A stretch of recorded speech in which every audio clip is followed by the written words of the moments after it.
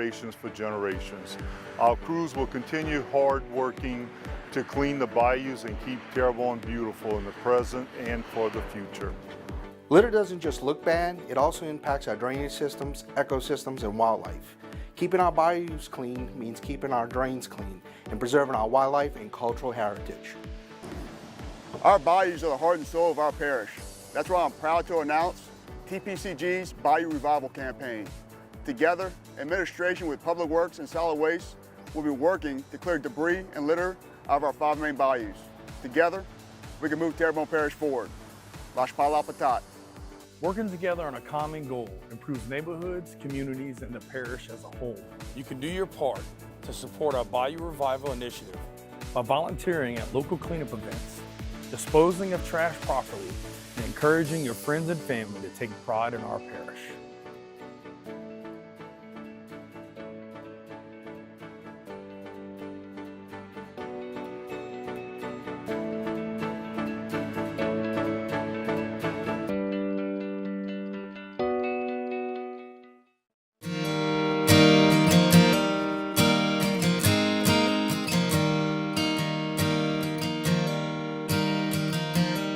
Selecting an insurance provider for your business is a big decision. With over 26 years of experience, our offered team is your solution for quality and proven coverage.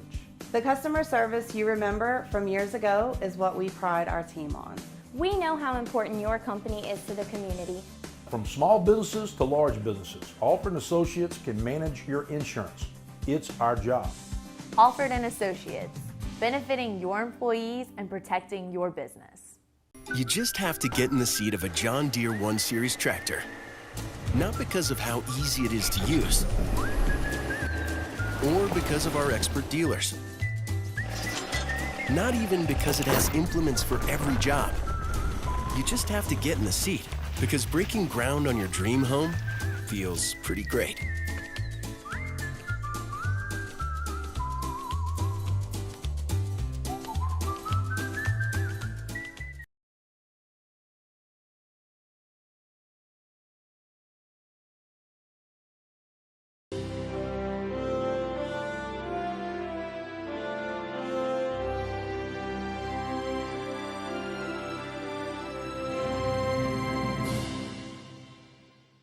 And good evening, everyone, and welcome to our HTV 2024 live election coverage. I'm Lonnie Thibodeau. We're happy to have you with us. And this is the night that people have been waiting for. Some people will say for 4 years, people say a year, however long, but it's a night that people have been anxiously waiting for any number of reasons. And we're going to explore and kind of analyze those reasons as we go through the next, at least 2 or 3 hours or so here. First of all, let me introduce my other panelists with us tonight as we look at things electorally. Seated next to me or closest to me is Tanner McGee, again, Houma attorney and former Speaker Pro Tem of the Louisiana House of Representatives. It's okay if I call you that? You can call me anything you want, Lonnie. At any point, do you want people to stop bringing that up, or is that okay still? It's okay. It's still fresh enough? I prefer Tanner, but it's still okay. Okay, and seated on the other side of Tanner is Clyde Hamner. Of course, Clyde, former Terrebonne Parish School Board member, but now Terrebonne Parish Council member. And at some point, Clyde, you can say, Lonnie, you can stop with the former Terrebonne Parish School Board member. But tonight only, there's a reason why we need to. I enjoy being a former school board member. Okay, well, there you go. Because people don't want to live in the past. And I guess that's my point to both of you here. So we're very, very honored to have both Tanner and Clyde with us here tonight. And again, of the many, many things we have on the ballot tonight, one of the things is Clyde's former seat, the school board, to fill that seat tonight. We've got 2 candidates running for that one. We'll talk more about that in a few moments. Quite a number of things we want to talk to really both of them about. And one is, in fact, let me start right off the bat. And this may seem like a kind of ironic thing because I know the presidential thing is out there. I promise we'll get to the president's race and kind of what's the latest with that in just a minute. But there is a constitutional amendment on the ballot tonight, Tanner, and I'm just wondering probably an earlier version while you were still in Baton Rouge. I know there was some got to be talk about this in that coastal realm. And you might, let's kind of talk about, because again, I had phone calls today, people going, hey, what's that constitutional amendment about? Yeah, and of course, you know, the legislature always drafts these things as hard as possible to read and understand by the general public. But what it is right now the oil and gas revenues go into the CPRA, which is the Coastal Protection Restoration Authority, to do all the coastal restoration projects. As we're seeing alternative energy on the rise and planning for the future, the state is basically planning to try and take those revenues as well and stick those into the fund and constitutionally protect it. And that's really what you're doing right now, is making where it's just like oil and gas revenues, any alternative revenues that they derive will also go into the CPRA fund for coastal restoration projects. And again, you know, an argument against, of course, would be is those funds obviously would go just into the state general fund if you didn't, you know, earmark it constitutionally, which we're asking to do today. And again, we hear this all the time. The only things you can cut, higher education, we know, and we've heard that, and you haven't been there. You in that Capitol for 8 years, and you were Speaker Pro Tem, so you certainly know it better than anybody else. I mean, is it that bad? Is it that scary? Well, it is and it isn't, because what I would tell you is that healthcare is 75% of the budget anyway. So healthcare is always going to take up a lion's share of cuts whenever the state has to make cuts, regardless if we lock that money away, just because of the nature of how big healthcare truly is as a state line item. And then education is like the second biggest. So at the end of the day, even these CPRA monies are important, and it would help if we could have it spread out in times of need. But if we get to stable and balanced revenue sources across the state, it really is a moot issue. The practice matter is we have had unstable revenue for as long as I've been alive, I feel like. But and I think there's a special session about to start that they're going to try to address maybe how can we stabilize the revenues you're seeing, and so it doesn't just wildly flirt every year. And it literally starts tomorrow. Am I correct? That's correct. They're not wasting much time. That's right. You know, so in fact, we're going to need to take a break in just a couple of minutes. But real quick, before we come out of this first segment, again, the polls just closed at 8 o'clock for us. So, you know, if you're in Terrebonne, Lafourche, anywhere in Louisiana, and you're watching us right now, oops.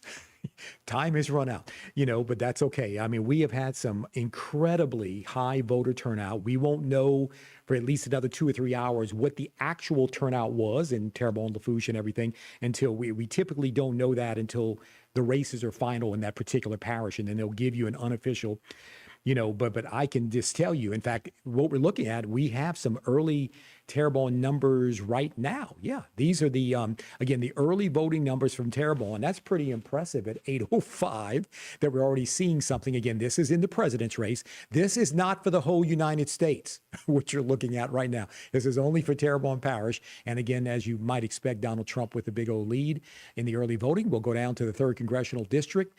Clay Higgins, of course, is the incumbent with 72% of the vote. This is early voting only. This is going to be, we'll talk more about this next race as the night goes on. The Public Service Commission race will be an interesting three-way race here.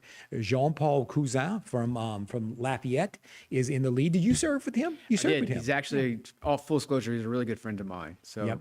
And and of course, Julie Quinn, who formerly served in Baton Rouge, and Nick Laborde. Now, let me say one other quick thing before we go to the break in less than a minute. The interesting thing, kind of the backstory behind this race, you got the two Republicans, Cousin and Quinn, a legislator, former legislator. Nick Laborde, who's a consultant in the middle, is a Democrat. But what's interesting about this district is it snakes through our area, Lafayette, but also Baton Rouge. And what's on the ballot in Baton Rouge tonight? Mayor's race. And so what's very, very interesting is that could actually help the Democrats sitting in the middle because of the turnout in Baton Rouge. Okay, what we're going to do is take a quick break. And when we come back, I promise you right off the bat, we're going to talk about the president's race. Yep, I bet you didn't know that. Donald Trump and Kamala Harris. Yes, we'll talk more about that when we come back. We'll be right back.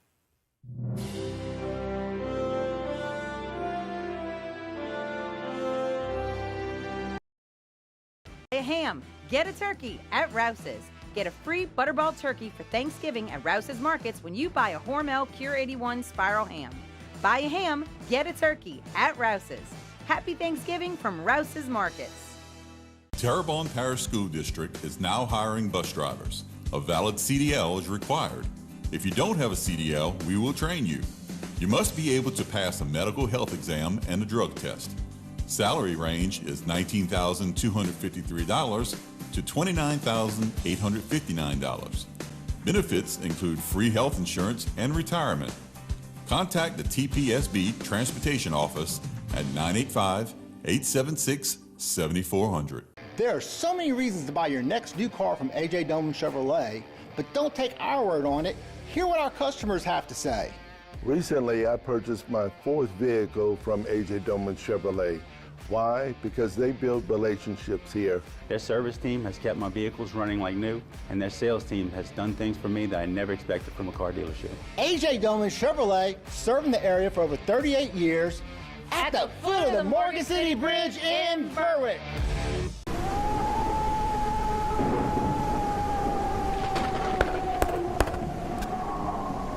And as you can see behind me, the fury now is starting to happen. The wind's now probably a steady 30 miles per hour, and you'll get gusts from 40 to 45 miles per hour. Of course, that's probably the outer winds of the storm. And if this is the outer winds of the storm, believe me, I don't want to experience the fury of a 140 mile per hour wind.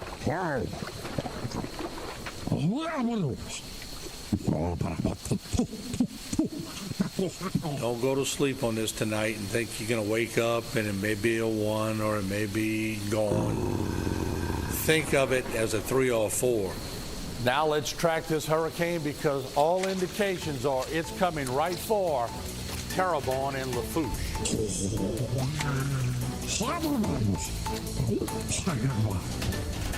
We're Rev Business, a local provider with nearly 90 years of experience. So when it comes to business in Louisiana, we know that personalized service is key. And we're here to go the extra mile with all fiber solutions that deliver what every business needs: reliability and quality. We're not just providers. We're the local team dedicated to helping you succeed. True partnerships are homegrown. Rev Business, internet, phone, managed services. Visit us at letsrev.biz. Buy a ham, get a turkey at Rouse's. Get a free Butterball turkey for Thanksgiving at Rouse's Markets when you buy a Hormel Cure 81 spiral ham. Buy a ham, get a turkey at Rouse's. Happy Thanksgiving from Rouse's Markets.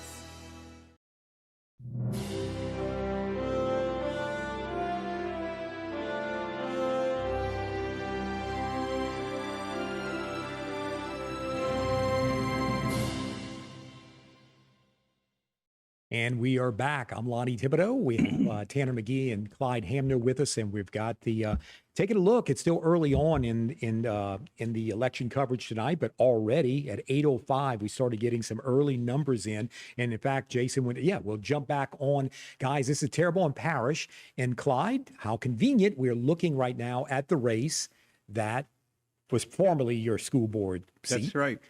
And it's just a little bit close. Let me tell you what. Yeah, you got two really good candidates running for school board in District 6. District 6 is going to be the winner in this school board election, whichever one they choose. It doesn't surprise me that it's that close. Dr. Bud Cloche, the gentleman that took my place in January for the last 10 months, has been doing an excellent job as a school board member. I've been watching behind the scenes. He studies the other school board members, and he's picked up a lot. Steve Scheck-Snyder is a former teacher and coach. If he wins, he'll be able to walk into the job, with no learning curve. So either way, District 6 is going to be good on the school board, and it's going to be a close race. I bet you it's going to be, less than 100 that decides it. And we'll take a quick look again at the Terrebonne numbers because there's a couple of other things we want to also look at. One that's a state constitutional amendment that we talked about. We'll talk more about that. And during the night, we'll try to let you know when we're looking at parish-only numbers on something like that particular initiative, which is statewide, as opposed to something that's only in one parish. The Coteau Fire Protection District, that's an 18 millage renewal. Again, these are early voting numbers only, and that is passing in the Fire Protection District number 9. And what that is that's a 20 millage. What they're doing it is in lieu of 15. It was previously 15, I believe, and they're trying to go up to 20. And that one is incredibly close, 258 to 255 after the early voting numbers. Now, if we have Lafourche, St. Mary, and Assumption, real quick, we got about 4 minutes before we need to go to the break. We might be able to take a quick look. Again, this is St. Mary Parish. Again, this is the president's race. Again, St. Mary only. The two leaders, as you would expect. And we'll keep taking a look on down the list. Of course, the Clay Higgins race, again, we'll make sure on that particular race that we'll show you the district-wide numbers every chance we get. And again, we've got a couple of councilman race, District 2, Morgan City Council race, Bonnie Leonard with the lead after the early voting over Jean-Paul Berg. Leonard is the incumbent, by the way. In District number 3, Ron Bias is the incumbent. He's got the lead over Hoskins and Johnson.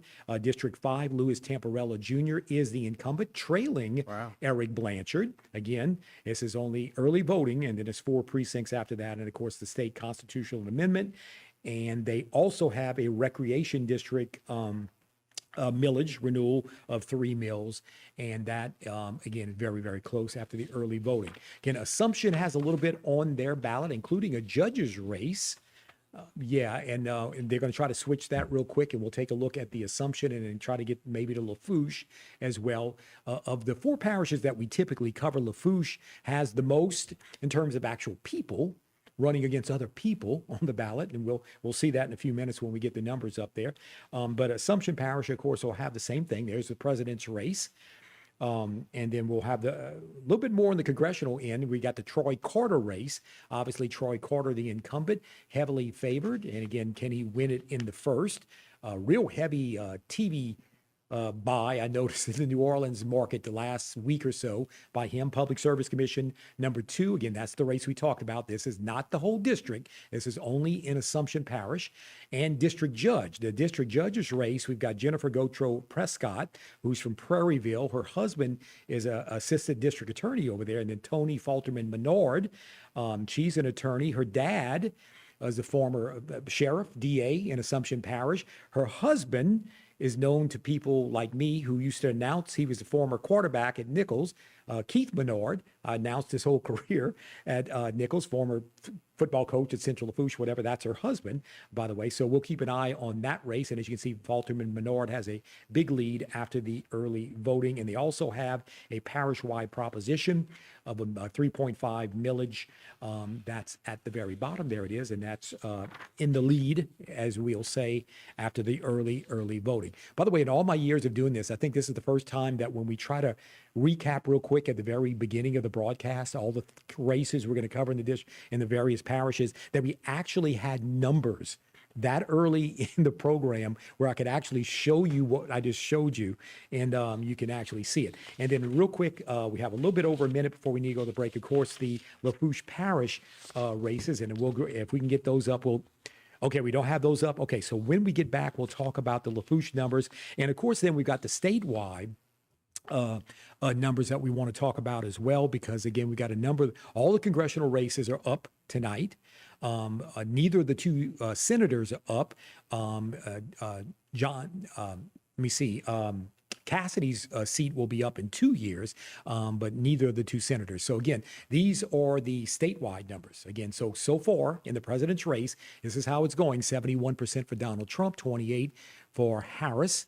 Constitutional amendment number 1 is the only constitutional amendment on the ballot tonight. The yeses have it pretty strongly. Only 3 out of 3,800 precincts. So obviously quite early in the night. We'll look at the congressional races if we can.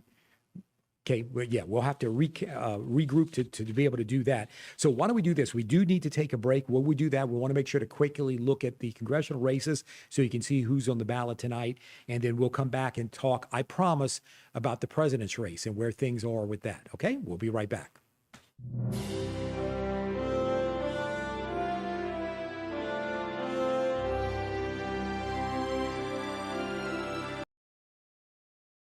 Do you or a loved one need help dealing with opioid use?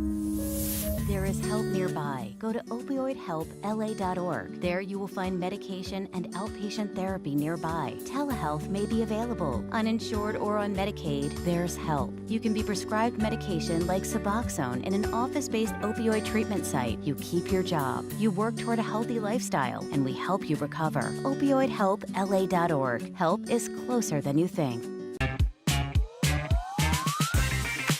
The farther I went, the more people I seen, all my heroes, Staubach, Drew Pearson, Terry Bradshaw. I kicked the extra point. I kicked off. I ran punch back. I ran kicks back. I played safety. When I met Martin Falls, it was called Park. He was playing with the Rebels, and I was playing with the Tigers. Those teams back then was like, whoa, you know? In fact, we played against each other through our whole career. And we're the best of friends still today. They still can pull Skippy Ezel up and recall his past, what he did in life. I wish I'd had HTV to support me when I was at South Terrebonne. Ezel throws a great pass. It was one-on-one coverage. And Jerry Gordon, with his great speed, is very hard to cover one-on-one. I want to thank HTV for keeping Skippy Ezel in the lights.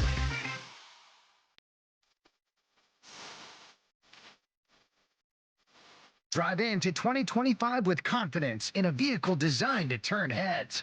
Premium comfort, bold design, and 2 years of limited maintenance included. Plus, with our industry-leading warranty, you're covered for the road ahead. During Mitsubishi's year-end sales event, drive home a 2024 SUV with 0.99% APR. Get ready for a new year of adventure at Barker Mitsubishi. When you have a history of greatness, the real challenge starts after the finish line.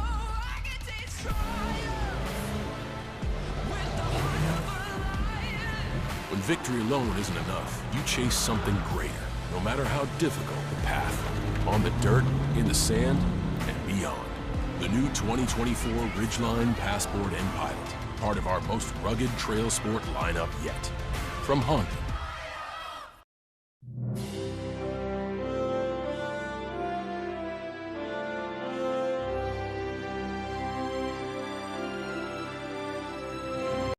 Okay, we're back, and interesting night already. And I promised we'd talk about the president's race, and we will right now. Again, Tanner McGee and Clyde Hamner are with me. And Tanner, I'll start with you first. Again, contentious race. We all knew what was leading up. It was going to be either Trump against Biden. As it turned out, it's Trump against Harris. And it wasn't pretty for a good part of it. But tonight's the night. And now, you know, we sit here, we're keeping an eye. We got one eye over here, kind of keeping an eye on the numbers and the projections. And I think we'll let you tell them Louisiana has just been called. The right? AP has called Louisiana for Trump. I don't think anybody is surprised by that. I think that was completely expected. You know, the fun thing about tonight is we get to learn small counties in Pennsylvania, Georgia, Michigan, you know, that you never heard of, geography lessons, and we get detailed analysis about how it all breaks out. But yeah, no surprise tonight, Louisiana in the Trump category. We could have called that before. Yeah, the day started. You know, you got 538 electors in the Electoral College, and I know a lot of people like, why do we do it that way? Well, that's America. That's where you live, and that's just the way we do it. But you know, again, and I guess every state has somewhere between 3 and 54 electoral votes. And again, you know, the great big map of the reds and the blues that a lot of people have been looking at, and you know, California with 54, where we know where they're going in a few hours. That, you know, that's no surprise. New York with 28, we know where they went, you know, so those are not surprises. So much of everything else. And so far, just to kind of give people a recap, it's still so early in the night, but there's the battleground states. It's the big 7. So far, Trump, if you look at any of the networks right now, Trump's got a big electoral college lead because those are all the states that have either been projected already and that, they're the ones that you just knew, like a Louisiana. So he's got a big lead, but it's the other battleground states that are either too close to call or we're getting near. That's going to be the tail of the tape. Yeah, absolutely. And I think people are looking at Virginia, North Carolina right now. I think Virginia's maybe a little bit closer than they were anticipating. Pennsylvania looks like it's going to be down to the wire. And Georgia's always interesting to see when we start seeing, you know, does the urban vote of Georgia overcome the rural vote of Georgia, or does the rural vote overcome the, it's kind of an interesting way this all plays out, but it gets down to the micro level. Yeah, and North Carolina is another one. Right now it looks like a Donald Trump, while it has not been called, probably North Carolina and Georgia are trending towards him, but the biggies like Michigan and Pennsylvania, which is critical, are kind of in the Harris camp while they have not been called yet, which we need to make sure people understand. So then it becomes the Nevadas and the Arizonas later in the night and all that. Well, Clyde, let me ask you, you're knee deep in parish politics and everything, but because of retired teachers and everything, you're so involved with statewide and everything. When you're talking about national politics and everything, the importance in the education field that you've been your entire career, the importance of this race tonight, the thing that clearly has everybody in the country tantalized, and how's this thing going to turn out? And thank God it's almost over. But on the other hand, how's it going to turn out? Just curious of kind of where your mind's at, where you weren't about parish council stuff, but also the president's race and partisan politics and all that. Yeah. First off, it's no surprise that Trump took Louisiana. This is an oil and gas state, and his policies on oil and gas will be much better for Louisiana than Kamala Harris, who will probably keep, if she were to win, she would keep the Biden policies going. But when it comes to education, they both have their pluses and their minuses. I think Trump is going to probably choose a new education secretary head, and we'll see where it goes from there. In your opinion of that? You threw that out there, so you have an opinion. Of course, you don't know who it's going to be. I don't know who it's going to be. I'll give you an opinion once I find out. I trust that he would, if he wins, because it's still early on, and we got a lot of calls to make, tonight. But if he were to win, there's some good candidates out there that I think he has to choose from. So we'll see.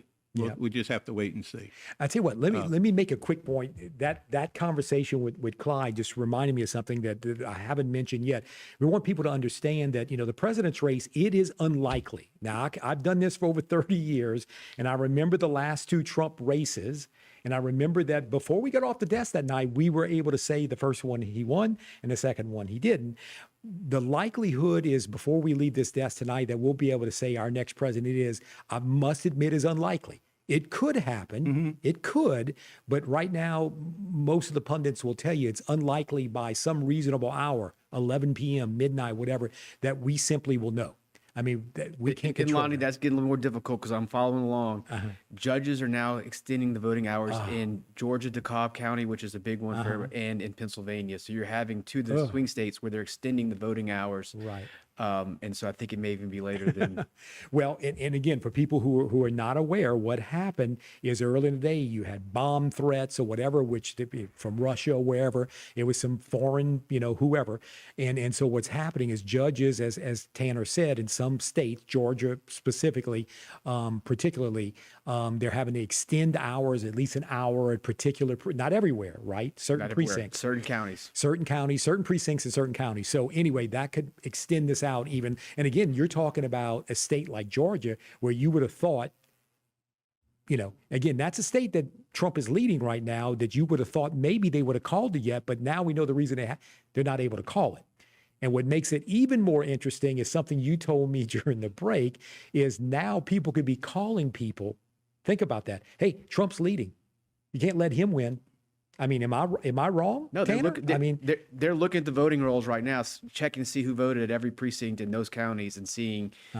And I guarantee you have a machine out calling them, getting them, say, you got till 10 o'clock tonight. Do you need a ride? They're getting the machine out to go and get those votes in. Absolutely unbelievable. And again, this is America. It's where we live, and these kind of things happen. So what we're going to do when we get back from the break, hopefully we'll have the Lafourche numbers, and we'll be able to not only give you the early voting numbers on the night, but also be able to show you for the first time tonight the Lafourche Parish races that we do have on the ballot. We'll bring you up to date on the statewide races, which include all the congressional races, and an update, obviously, on the president. So we'll do that when we come back from the break. We'll be right back.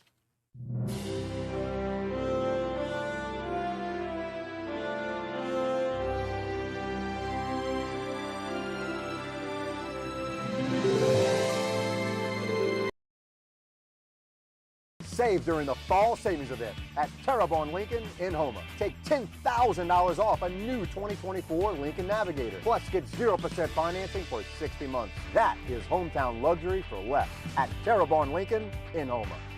Led by a 7-member commission, the Terrebonne Port was created to assist our local industry in promoting economic development. We monitor government regulations that affect our local industry and work with the U.S. Army Corps of Engineers to secure maintenance dredging funds. Because the HNC is the main artery for the heartbeat of Terrebonne's economy, Terrebonne Port fights a constant battle for funding to maintain the federally authorized navigable depth. We are now leasing waterfront and non-waterfront property. Terrebonne Port Commission, serving our industry to keep Terrebonne thriving. Selecting an insurance provider for your business is a big decision. With over 26 years of experience, our offered team is your solution for quality and proven coverage. The customer service you remember from years ago is what we pride our team on. We know how important your company is to the community. From small businesses to large businesses, Alford & Associates can manage your insurance. It's our job. Alford & Associates, benefiting your employees and protecting your business. Every day, thousands of people hit the road heading towards their dreams. But sometimes those dreams collide with a harsh reality. Auto accidents with 18-wheelers can change lives in an instant. That's why you need the experience and expertise of St. Martin & Bork. With over 50 years of experience, St. Martin & Bork have fought for justice for the victims of truck accidents. If you've been in a wreck with an 18-wheeler, know your rights. Call St. Martin & Bork today to schedule your free consultation.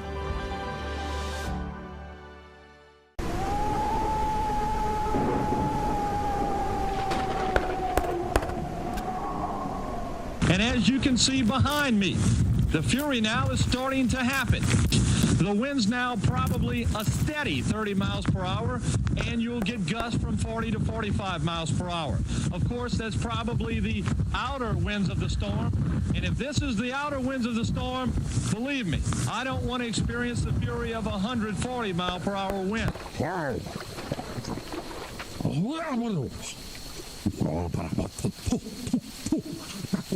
Don't go to sleep on this tonight and think you're going to wake up and it may be a 1 or it may be gone. Think of it as a 3 or a 4. Now let's track this hurricane because all indications are it's coming right for Terrebonne and Lafourche.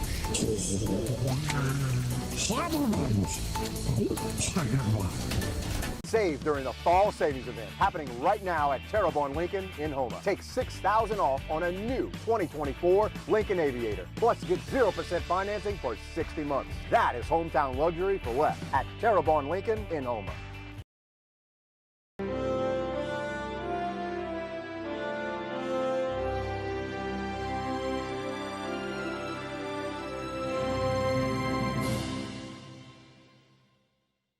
And good evening. Welcome back. It's 8:30 live right now. HTV live election coverage. I'm Lonnie Thibodeau, Tanner McGee, and Clyde Hamner are with me. And again, so far we've got some early voting numbers in 3 of our 4 parishes. We're just waiting for the Lafourche Parish early numbers to come in. But in just a moment, we will take a look at, just to give you an idea of what are the items on the ballot tonight. We'll also look at the statewide numbers. As soon as y'all are ready, we can take a look at, again, the congressional races and the early voting. And this is statewide numbers. You saw the president's race, which we looked at a few moments ago. First congressional district, that's the Steve Scalise.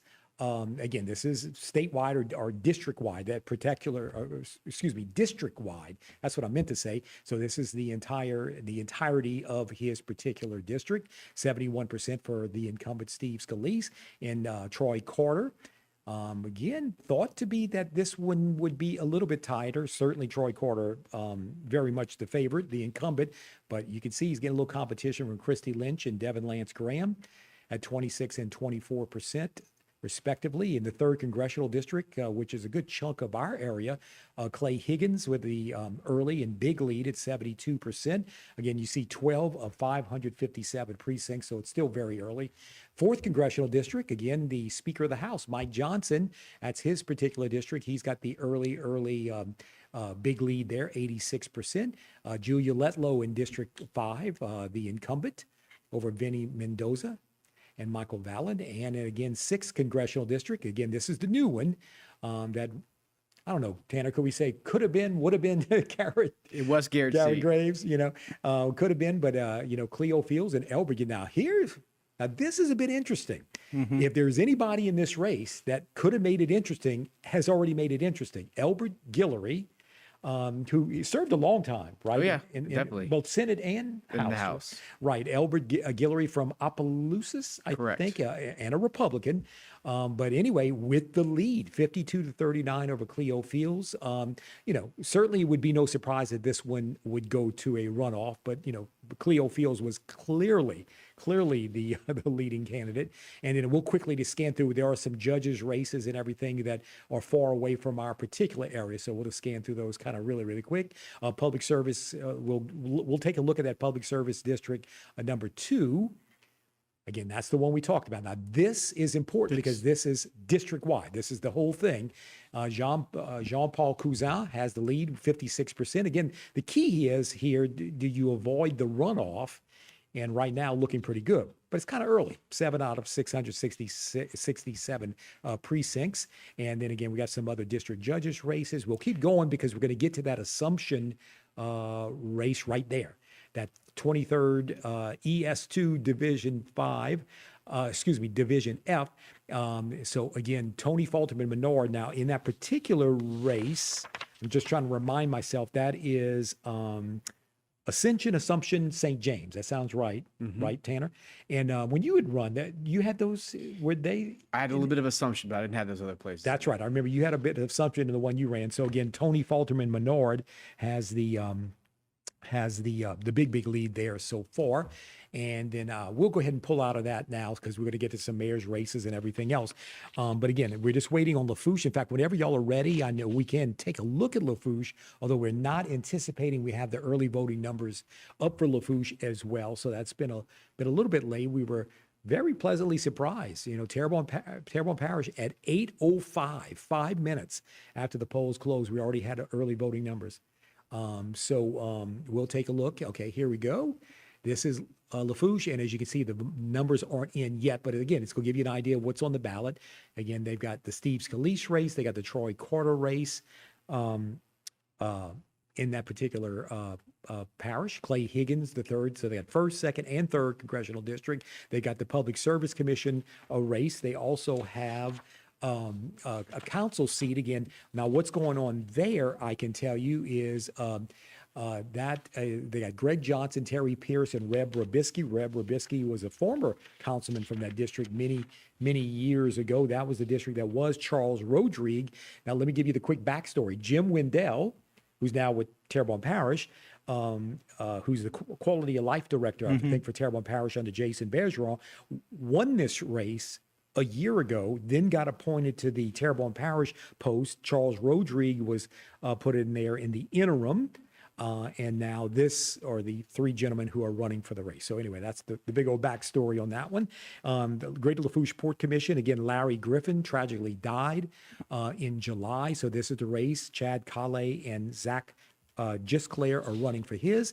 Mayor town of Golden Meadow, Joey Buziga has had that seat since 1999, 5 terms for Joey Buziga.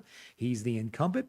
Frank Bourret has run more than once, by the way, for that seat. The mayor of Lockport, Barry Plaisance, is the incumbent. Buck Guidros running against him. Chief of Police in Golden Meadow, Troy Dufran, is the incumbent. In Council Division A in Lockport, it was Gary Acosta. You've got three people, as you can see, 3 gentlemen running for his seat. Council Member Division B in Lockport, Ernest Boudreau Sr. Is the incumbent. And in Division C, we have Selena Adams and Mark Bergeron. Bobby Morris Gauger did have that, or does have the seat up until now. And Division D, Rodney Hartman is the incumbent. He's got competition from Bro and Landgrass. And Division E, Tyler Detillier is the incumbent. And Jail Nathaniel Dordor is running against him. Now, real quick, while Councilman Town of Golden Meadow, in the 30 seconds we have left, the way this works is the top 5. So whoever are the top 5 from this list tonight, and usually it's 12%, 14%, I've seen it over the years, but the 3 incumbents, by the way, in this list are Mike Billiot, Jody Cherami, and Kip Plaisance. So those are on the ballot tonight. And of course, you got the state constitutional amendment. And if you scroll down, we got a recreation district number 2 with a 3 millage renewal. So that's everything in Lafourche Parish, but we don't have any voting numbers in yet to report. So we'll take a quick break. It's 8:37 right now. And usually when things come in, they start coming in fast. So I think we're getting close to that point. We'll be right back.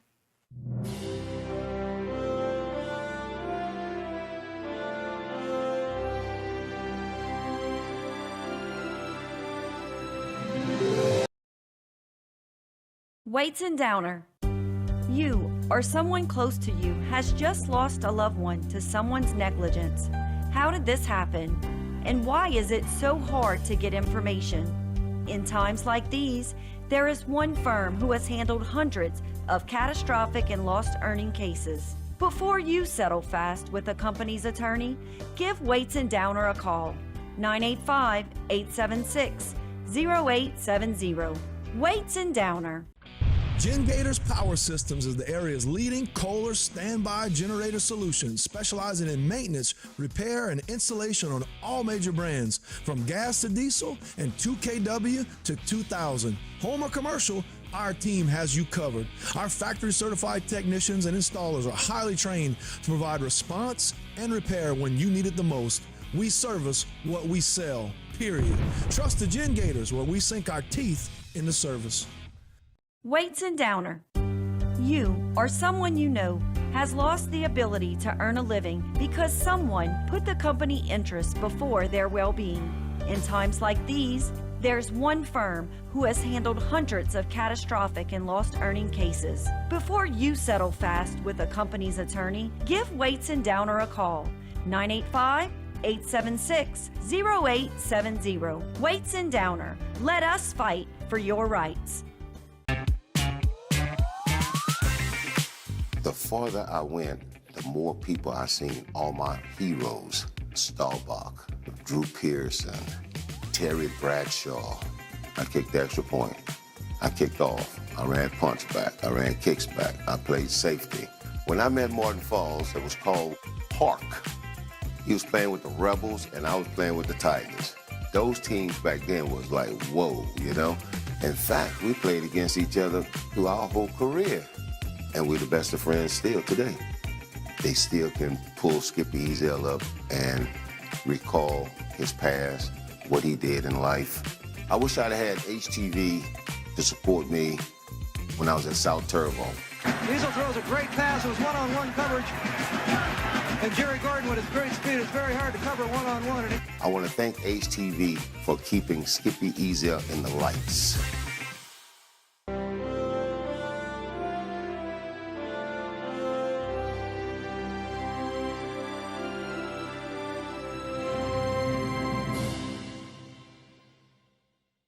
And we certainly welcome you back. It's 8:40 live here on HTV, live election coverage. I'm Lonnie Thibodeau with Tanner McGee and Clyde Hamner. First thing we're going to do is look at some updated St. Mary Parish numbers.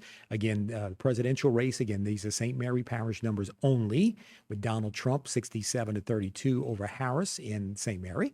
In the 3rd Congressional District, again, this is not district-wide. It's only in St. Mary. Clay Higgins, the incumbent, with the lead. Council District 2 in Morgan City, Bonnie Leonard, the incumbent, with the lead, 53-47. That's early voting only. In 2 of 5 precincts in District 3 are in. Ron Bias, the incumbent, with 57% over Hoskins and Johnson. District 5, half of the vote is now in. Early vote plus 2 of the 4 precincts. Eric Blanchard is leading the incumbent. Louis Tamparello You can see the votes there, 60 to 40. And again, that's the state constitutional amendment, St. Mary Parish numbers only. And again, recreation district, a 3 mil renewal.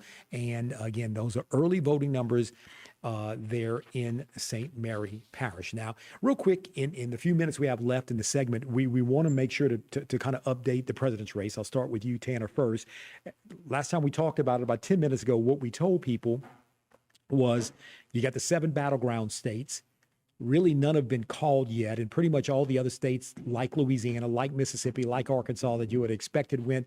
So really no surprises. I guess I'm safe in saying that. No surprises in any of the states that have been called, but you've got the big snafu with the issue with the threats and the continuation. You want to kind of remind people in case they miss you when you said that 10 minutes ago. It's an interesting wrinkle in this thing. Some bomb threats called in Georgia and Pennsylvania.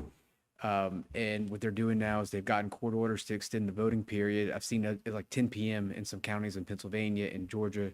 Those are all counties that we would assume would benefit Vice President Harris. They're staying up until 10 o'clock at night. There's nothing wrong with it. What they're going to do is they're going to go through the voter rolls, see who's voted, and then they're going to start trying to push those people to the polls that they haven't voted yet to try and turn that turnout. Lonnie, you've been doing it a long time, and you know elections aren't necessarily popularity contests. What they are turnout contests. You can be the most popular person and lose if you don't get your vote out, and that's one of the harder parts of an election cycle. I mean, most consultants will tell you the election is 2 phases. The first phase is identifying your voters, and the second phase is getting those voters to the polls. And what you're seeing with an extended voting is you're really heavy into the second part of that phase right here. Exactly. Clyde, let me ask you something that to follow up on something Tanner said about 10 minutes ago. You know, you've been on the ballot more than once in your political career, so you know, if all of a sudden something out of left field, like there was a bomb threat at 4 of your precincts, and guess what? We're going to extend the hours for 2 more hours. So instead of 8 o'clock, now it's open to 10 o'clock. If you're Clyde Hamner and it's 8:30, let's say, or 8:43 like it is now, what are you doing? I mean, who are you calling people? Are you scrambling and say, hey, what about Ms. Boudreaux? Well, hell yeah. He's arrived? I'm checking. I'm calling every niece, nephew, and uncle, aunt, and in-law that I have to make sure they went and voted. And, that's a given. If I've got an extra 10 minutes to get them to the polls, I'm going to get them to the polls. Right. Definitely. I mean, definitely. That's... that only makes sense. You know, if you want to win, you got to get like Tanner said, you got to get your vote out, because it's not really who's favored, it's who gets the vote out. Exactly. And one other quick thing I do want to mention. I've seen people lose that we all thought were going to win because they didn't get an extra 7 votes out. And you know, speaking of votes, I wanted to mention this earlier. Early voting. And I want to get both of y'all take on this. Early voting this time was humongous, nationally, statewide. But let me bring it home. Terrebonne Lafourche Parish, 23% of all Terrebonne Parish registered voters voted early. They didn't vote today. And that's not surprising. Early. You know, they love to vote early here in Terrebonne Parish. 23. I normally vote early. I voted today, but only because I had other things to do. But I would say that in Terrebonne Parish, the political pundits say that early voting doesn't call a race, but I think here in Terrebonne Parish it does. Because we get so many of them, especially in certain districts like District 6, District 5. They get a lot of people out early voting. I can't wait to get home to analyze the numbers from the different districts to see what district again, and I predict it's going to be 6, 5, and 7 that are going to have the highest turnouts here in but you know what's interesting, and you're absolutely right. Terrebonne Parish does have a record, and by the way, 23% in Terrebonne, 27 in Lafourche. So let's give our friends over in Lafourche some credit, because they were even higher. But big election last year, y'all remember, a lot on the ballot, a lot of people on the ballot, big 11.5% in very Terrebonne. apathetic, 11.5, but 23%. You got to think of course, president's race. I mean, that's 90% of the reason you got to think, but that is rather amazing. Incredibly high numbers. Another thing too, you always look at the political party. You know, Terrebonne Parish, 31% of registered Republicans voted early. 20% of registered Democrats voted early.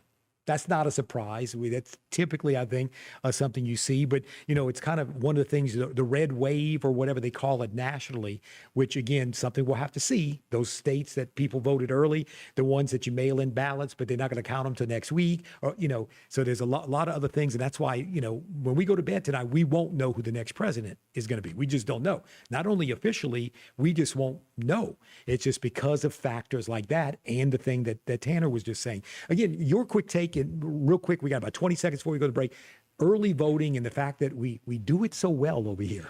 Yeah, and look at me. I'll tell you one thing. It's as a person who's run for office, the thing about early voting is, and the increased participation, is it makes it more expensive for the candidate because he's doing everything building up to the vote. And now you have to use your money now ahead of time and then save some for election day. And you're just trying to get that mix. It's really hard. Very, very good point. All right, we're going to be back. Clyde Hamner and Tanner McGee with us. We'll be back with more election coverage right after the break.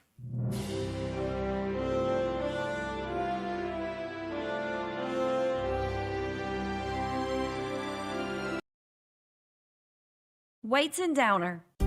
You or someone close to you has just lost a loved one to someone's negligence. How did this happen? And why is it so hard to get information? In times like these, there is one firm who has handled hundreds of catastrophic and lost earning cases. Before you settle fast with a company's attorney, give Weights and Downer a call. 985-876-0870. Weights and Downer. Leg pain, swelling, or ulcers can be signs of vascular disease in the legs. This lack of blood flow can lead to amputation if not treated. Varicose or spider veins may also be signs of venous disease and are more than just a cosmetic problem. Trust the most advanced team of leg pain specialists at Cardiovascular Institute of the South to reopen blockages in the legs and offer minimally invasive in-clinic vein treatments. If you experience leg pain, swelling, or have visible veins, schedule an appointment with us today at cardio.com.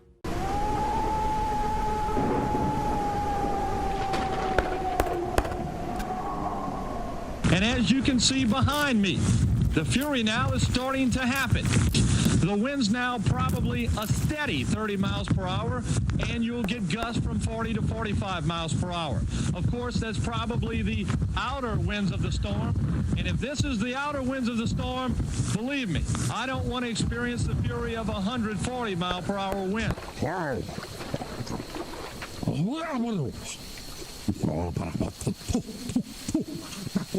Don't go to sleep on this tonight and think you're going to wake up and it may be a 1 or it may be gone.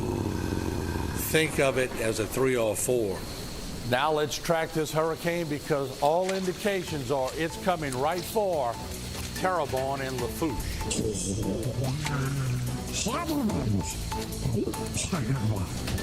For 4 decades, Cardiovascular Institute of the South and Terrebonne General Health System have partnered to deliver a legacy of cardiovascular innovation. We lead the state in advanced programs and complex procedures that you won't find anywhere else. Our specialized treatments for peripheral vascular disease, artery and vein disease, heart valve and structure conditions, arrhythmias, and more attract patients from around the world. Together, we deliver the cardiovascular care that you deserve. Visit tgandcis.com to learn more.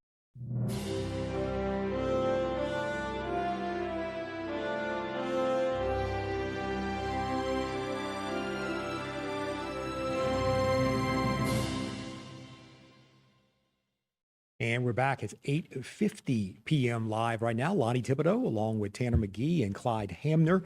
We're taking a look at all the local races. I'm just curious, and I'm just kind of asking if we have any updated Terrebonne Parish numbers yet. It's been a little while since we showed. We had only... No, okay, so no updates yet. So as soon as we have that, we can take a look at Assumption. Yes, if we do have some Assumption numbers, we'll give you that. And again, this is the president's race in Assumption only. Again, the Troy Carter race, Assumption Parish only. Again, very, very interesting race with Devin Graham and and Christy Lynch keeping that race interesting. Public Service Commission, again, Assumption Parish only. The Judicial District Court race, Tony Falterman Menard with the big lead there, and the State Constitutional Amendment and the parish-wide proposition also passing. When we can, we also want to look at the statewide numbers again, if we can. Again, we want to certainly keep an eye on the State Constitutional Amendment. And if I remember, Tanner, I believe there's 4 on the ballot next month. There is, yes. There's 4. And quick question, when you guys are ultimately, who or what determines, let's say the legislature passes, in this case, 5. Oh, it'll be 5 on the ballot this fall. Who determines what ballot? Okay, well, people think there's a lot more gaming to that actually happens with that stuff. A lot of times it's about mandated timing, like it had been advertised at this point, and so it can't make it onto the ballot for this point. And so things that come in late can't make it onto the ballot till this time. It's really more about the constitutional guidelines on when things have to be on the ballot, and maybe you didn't advertise it right, or maybe when it passed, it missed this deadline, so it kicks the next ballot. There really is nobody in the room saying, like, let's get together and put it on this one and that one. It's really more about the timing and logistics of the stuff. Because certainly, depending on, again, I looked very quickly at the other 4, and I let's not talk about what they are because I don't remember right now. But the point being is the subject matter of all 5 of those. We know what the one is on the ballot tonight. The point simply being is turnout in 5 weeks is going to be a little bit different than turnout today, as we well know. But like you said, don't read too much into that and think, oh, well, they buried those 4 for a reason in December. A lot of times they were late add-ons, and we have like things you have to advertise. Like if you want to do like local stuff, you have to advertise a certain time, or it has to be proposed by a certain date. And if you miss that date, then it gets kicked to the next one. I got you. I'm not saying it's never happened where they didn't plan it out a little bit, but usually stuff like this is not really that well thought out. Yeah, Clyde? Yeah, well, what's interesting about our Constitution, it's undergone more changes or it changes more than the Louisiana weather changes. In only 50 years, we've since 1974, I think we have 216 amendments. When you compare that to the federal, our Constitution of the United States, it only has 27, and that includes the original Bill of Rights, and that's over 200 years. I just find that very interesting concept. I know. We do here. And we know with Jeff Landry coming in, again, scuttlebutt always is, what about a constitutional convention and someone having served there for 8 years? Sounds nice in theory, doesn't? But I got to think that ain't in reality. It's nice in theory, but it rarely, people like retired teachers over here come out of the woodworks and they kill it. Well, we do. Yeah. There's 20,000 of us. Yeah. Okay, well, let's look at, we've got some 80,000 updated numbers, by the way. In fact, first time we're seeing Lafourche Parish numbers again, so we've got the numbers in. Again, this is the president's race in Lafourche. Again, with Trump with the big lead, 74-25 over Harris. 26, as you see, 26 out of 72 precincts in the parish now reporting. So about a third of the way. The first congressional district, Steve Scalise race, again, none of those particular districts are in, but most of them in the Troy Carter race are in. And again, these are not the entire district. This is only in Lafourche Parish. Third congressional district, same thing with Clay Higgins. About half of his precincts are in, and he's got the lead there, with the big lead there in Lafourche, but also district-wide's got a pretty good lead. District 5, none of those precincts are in. The Port Commission race, also none of those districts, nor early voting are in yet. Same thing down in Golden Meadow.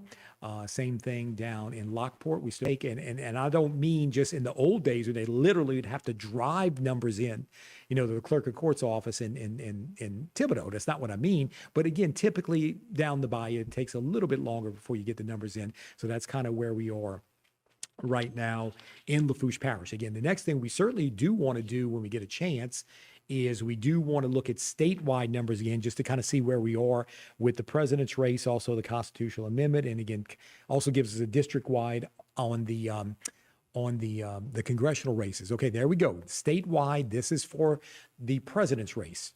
Trump with 66, Kamala Harris at 32, and as you heard, Tanner say a little while ago, AP has already called Louisiana, and as I'm sure most of the networks have as well. Steve Scalise with the big lead at 69%. Troy Carter. Now, here we go. It's 50% plus one, right, Tanner? Right. That's how that works. So we're going to assume that 50% means a little bit more than the one. So Troy Carter does have the lead, but Devin Lance Graham and Christy Lynch are going to make that race interesting to see if Troy Carter avoids the runoff. Clay Higgins, again, big chunk of that district is here within our area now, and that district changed, right, Tanner? Absolutely. That's the Clay. Congressman Higgins came east into us, and then we moved it up where Cleo in that race was Garrett's. Exactly. So Clay Higgins with 71%, Mike Johnson at 86%, again, the Speaker of the House, and we'll go down to the Julia Letlow. She's got a big lead at 65%. And then this, this one's interesting. Cleo Fields and Elbert Guidry, a two-man race for the new 6th congressional district. So we'll have to keep an eye on that one. Okay, what we're going to do, we'll need to take a break in just a moment. Again, on the president's race, still tight. Again, no big surprises in terms of states going to the other candidate who you otherwise would have expected. But the big battleground states, as Tanner said earlier, because there's been some extensions to the voting times, could mean it'll be a much later night than people expected. So we'll take a break, and we'll be right back.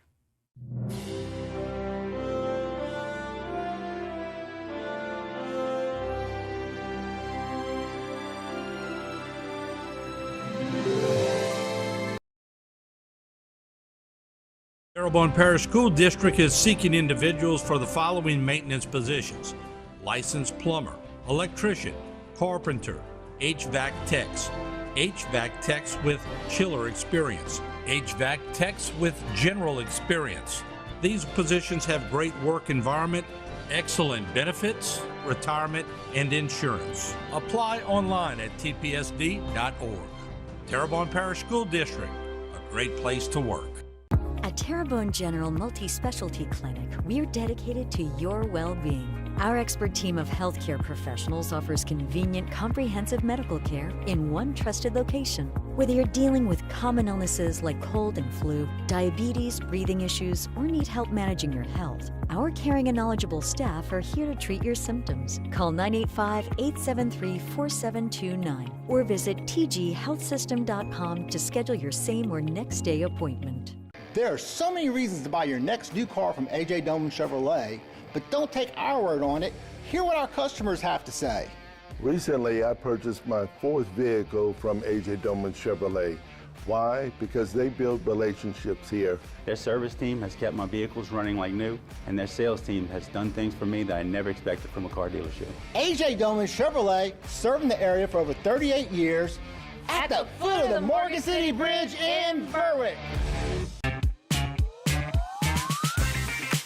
The farther I went, the more people I seen all my heroes. Staubach, Drew Pearson, Terry Bradshaw. I kicked the extra point. I kicked off. I ran punch back. I ran kicks back. I played safety. When I met Martin Falls, it was called Park. He was playing with the Rebels, and I was playing with the Tigers. Those teams back then was like, whoa, you know? In fact, we played against each other through our whole career. And we're the best of friends still today. They still can pull Skippy Ezel up and recall his past, what he did in life. I wish I'd had HTV to support me when I was at South Terrebonne. Ezel throws a great pass. It was one-on-one coverage. And Jerry Gordon, with his great speed, it's very hard to cover one-on-one. I want to thank HTV for keeping Skippy Ezel in the lights.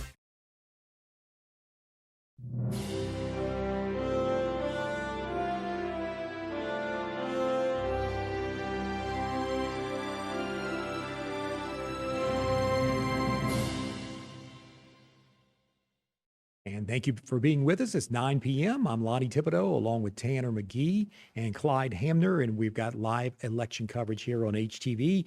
So we're an hour into it, and I understand the numbers are starting to come in a little more fast and furious. We like when that happens. So let's take a look again at Terrebonne Parish numbers. The president's race, Terrebonne only, Donald Trump at 77 and Harris 22. While we're still there, let me just, if you're curious, 4 years ago, Trump won Terrebonne 74-24 over Biden.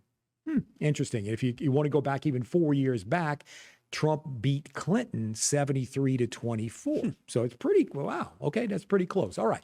Okay, we will continue. 3rd Congressional District, Clay Higgins.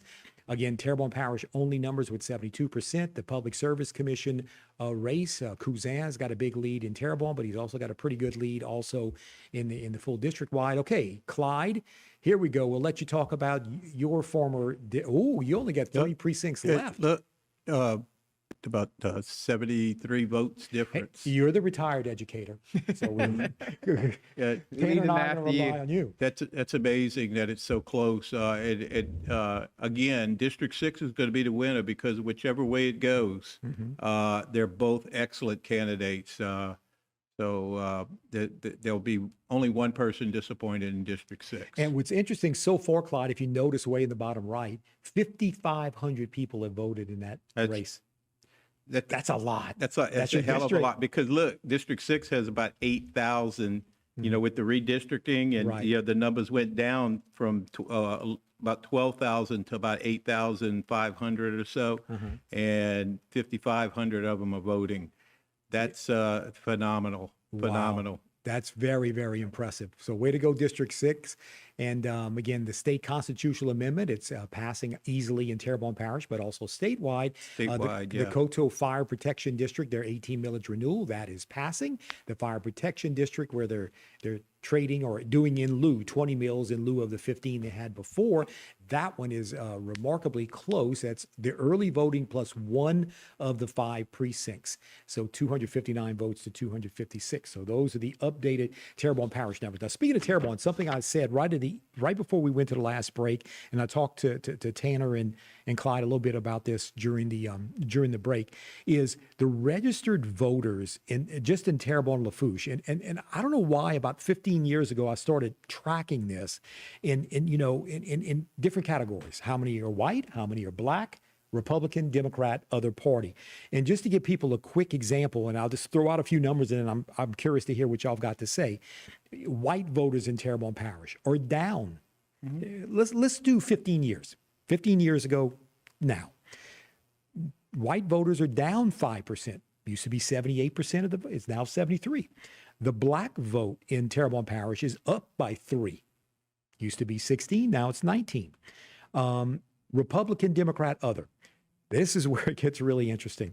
Now it's a Republican is up by 17%. Used to be 25, now it's 42. Democrat used to be 47, now it's 27. Reverse those numbers from what I just said. Think about it. The Republican and Democrat have basically done a flip-flop over the years. Really interesting. The other parties are up by 3. So y'all quick thoughts. Tanner, you were 15 years ago, you were still young, probably just getting ready to finish college or whatever. But the fact that they've trended the way they have in your home parish, any surprises in what I just told you? No, because it's following national trends. I think what you're seeing the South do. I mean, I think it's been moving that way for a while now. I think also you saw we had with the open primary system. Probably Louisiana has voted differently than its registration has been for a long time. I think the registrations are just slowly catching up to the way people have been voting and the trends have been. But I mean, it's still interesting to see the numbers. Yeah, it really is. And by the way, real quick before we go to the break, I just want to quickly throw out Lafourche Parish numbers. Registered white voters are down 4%, similar to Terrebonne. Black voters are up by 1. Republican, again, 15 years ago to now. That's what I'm comparing. Republican voters up 24% in Lafourche Parish, 24 from 19 up to 43%. The Democratic vote, even more shocking, down 32. Down 30 from 60 to 28, and then the other parties 8%. So again, similar, just like you said, Tanner, kind of similar trends. Lafourche tends to be, at least on the party end of things, a little more dramatic with the numbers. Now, where we are with the president's race, again, right now, the crucial battleground states they still have not called because mainly the reason that Tanner talked about a couple times. We had some bomb threats called in earlier. Some precincts are having to be held up late. Right now, of the 7 battleground states, Donald Trump has the lead in both North Carolina and Georgia. Likely likely, but they can't call it yet for the most obvious reason. So Michigan, Wisconsin are still in play. So again, still a little bit too early to call any of those. But in terms of the actual electoral votes, in fact, we're looking at the screen now. You can see kind of what has been called. Those numbers you see at the top are, what's been called, or states that have been called. Trump at 198, Kamala Harris at 99. Again, you need 270 to win. But something like a Pennsylvania, that has 19 electoral votes. Again, Harris is looking strong in Pennsylvania right now. If she wins that one, the pressure is really on Trump to pull off Georgia, North Carolina, preferably Michigan, if not Wisconsin as well.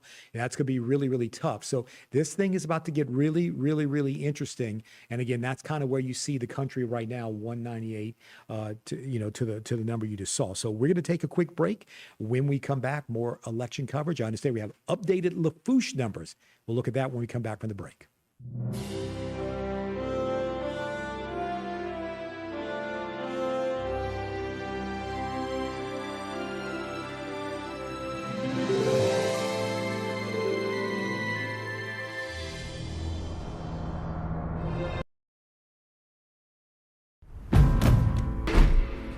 When you have a history of greatness, the real challenge starts after the finish line.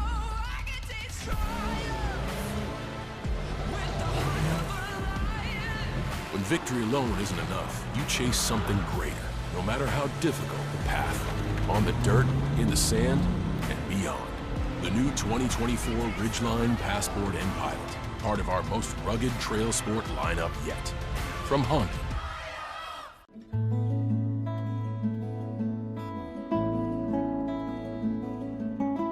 My role model is Miss Micaiah Jackson.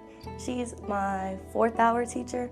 I've had her for about 3 years now at Ellender, and every year I've had her, it's just been like amazing. She's just a motivator and a supporter. Like as soon as you walk in the room, she'll be like, "Hi, beautiful, you look great today. You're gonna do amazing this week." When it comes to marine towing, Crosby Tugs has over 40 years of experience. We have the know-how to safely assist ships into and out of their berths, escort oil tankers quickly and safely, tow ships, respond to fuel spills, and work in extreme conditions.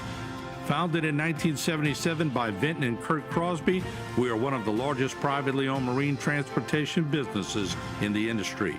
If it's on the water, let Crosby be your transporter. Selecting an insurance provider for your business is a big decision.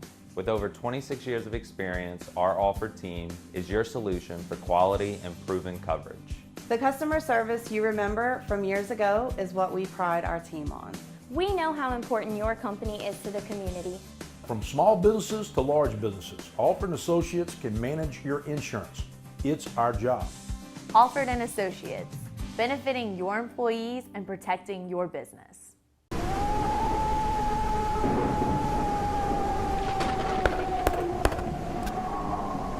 And as you can see behind me, the fury now is starting to happen. The wind's now probably a steady 30 miles per hour, and you'll get gusts from 40 to 45 miles per hour. Of course, that's probably the outer winds of the storm. And if this is the outer winds of the storm, believe me, I don't want to experience the fury of a 140 mile per hour wind.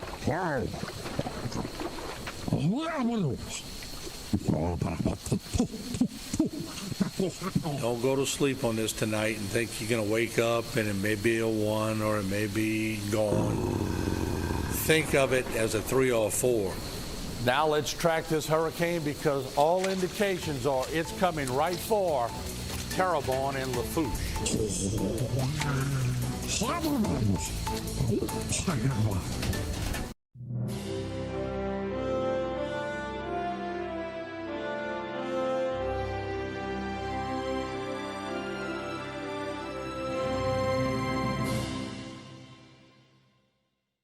And welcome back to live election coverage. Lonnie Thibodeau along with Tanner McGee and Clyde Hamner.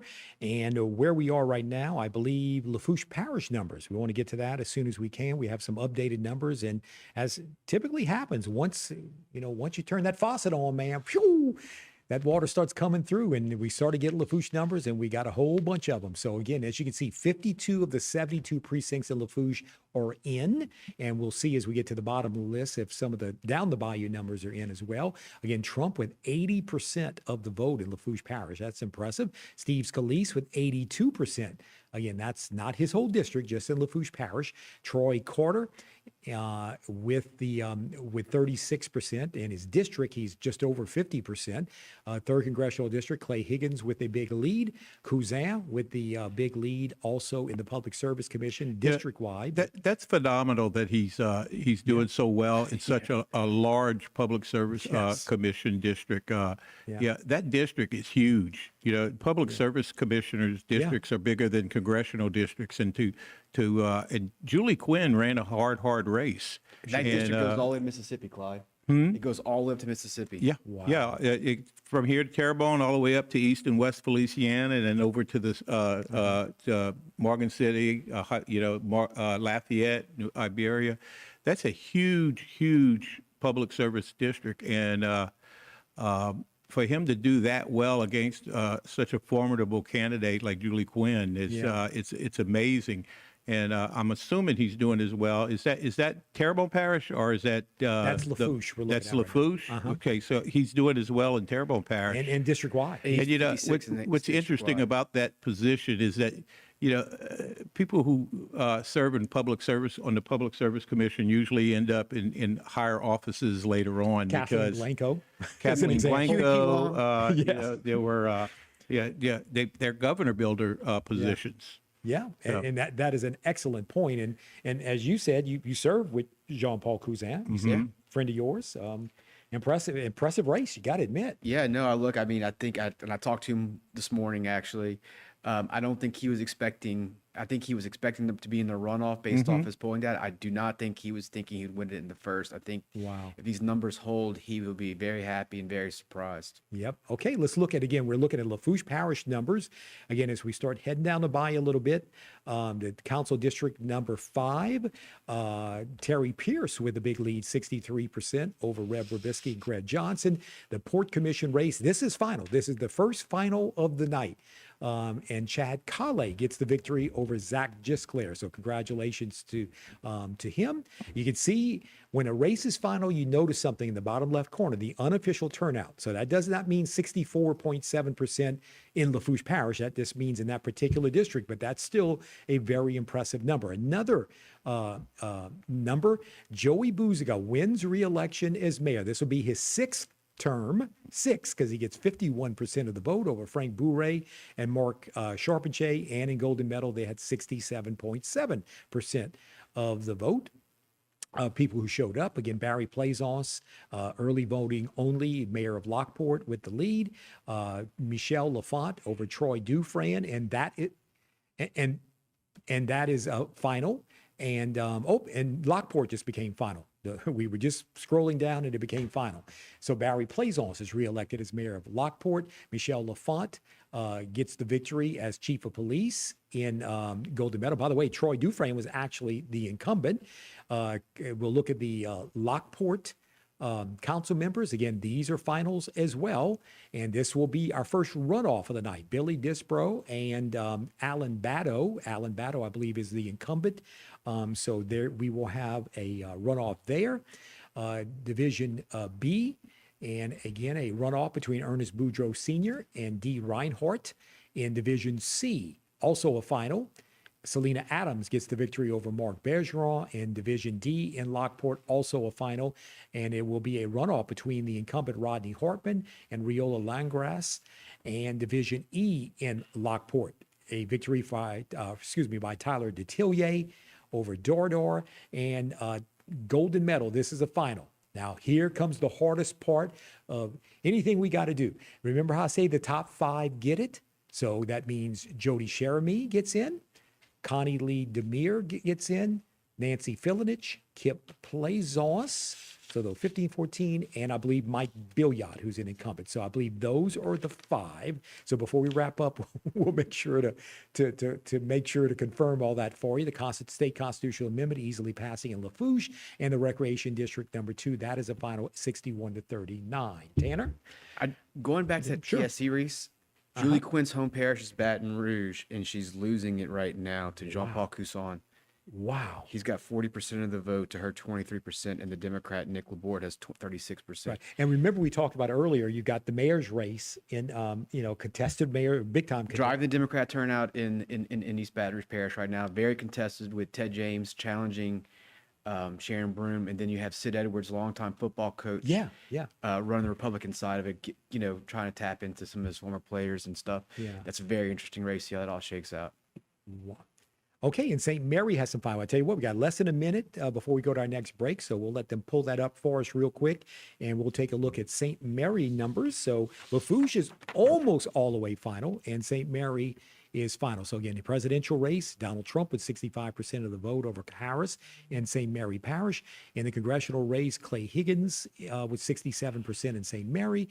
District number 2 in St. Mary Parish. We've got the incumbent Bonnie Leonard taking the victory over Jean-Paul Berg, 52-48. In District 3, the incumbent Ron Bias gets another term. He wins with 56% over Hoskins and Blaze.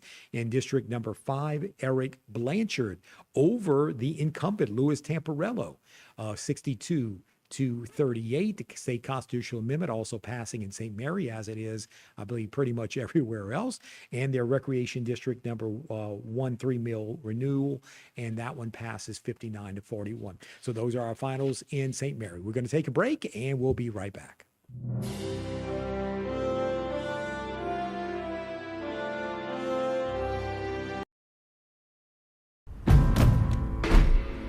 When you have a history of greatness, the real challenge starts after the finish line.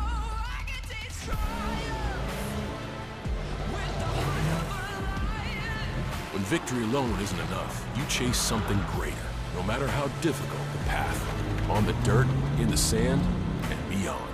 The new 2024 Ridgeline Passport and Pilot, part of our most rugged trail sport lineup yet. From Honda. Domestic violence is daunting, and the psychological effects can do enduring damage. Obviously, all abuse needs to end. But how? The Terrebonne Parish District Attorney's Office is dedicated to ending domestic violence and helping those who have already experienced it. Our office supports many programs that educate and adjudicate abuse towards women. If you are a victim of abuse, call the Terrebonne Parish District Attorney's Office at 873-6500.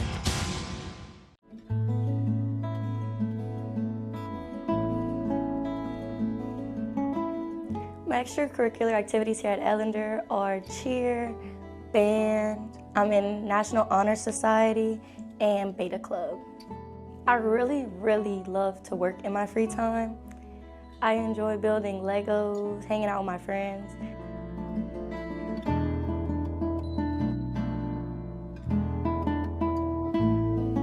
Selecting an insurance provider for your business is a big decision. With over 26 years of experience, our Alford team is your solution for quality and proven coverage. The customer service you remember from years ago is what we pride our team on. We know how important your company is to the community. From small businesses to large businesses, Alford & Associates can manage your insurance. It's our job. Alford & Associates, benefiting your employees and protecting your business.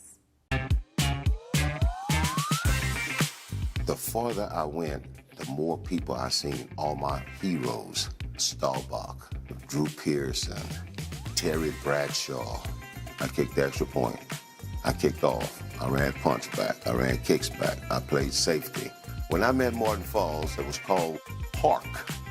He was playing with the Rebels, and I was playing with the Tigers. Those teams back then was like, whoa, you know?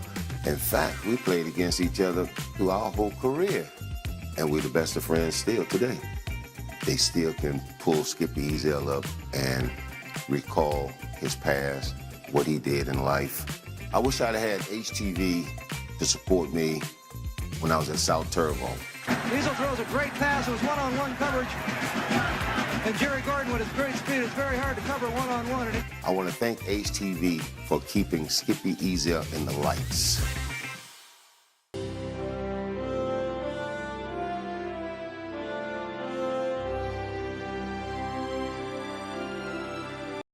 All All right, we're back. Thank you for joining us, Lonnie Thibodeau, along with Tanner McGee and Clyde Hamner.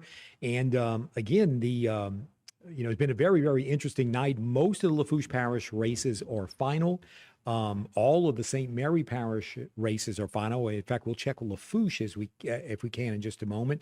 There wasn't that much on their ballot, so we'll see where things are there, and also check Terrebonne again. Looking at the national stage, of course, the president's race is still very, very interesting. All of the 7 battleground states are still all in play. Probably the most interesting development within the last several minutes, 20 minutes or whatever is, Donald Trump has taken a lead in Pennsylvania. Believe me, he was far from being in the lead in Pennsylvania when we came on the air almost an hour and a half ago. You can see kind of the update right now. Again, those are the projected. Remember, you need to get to 270.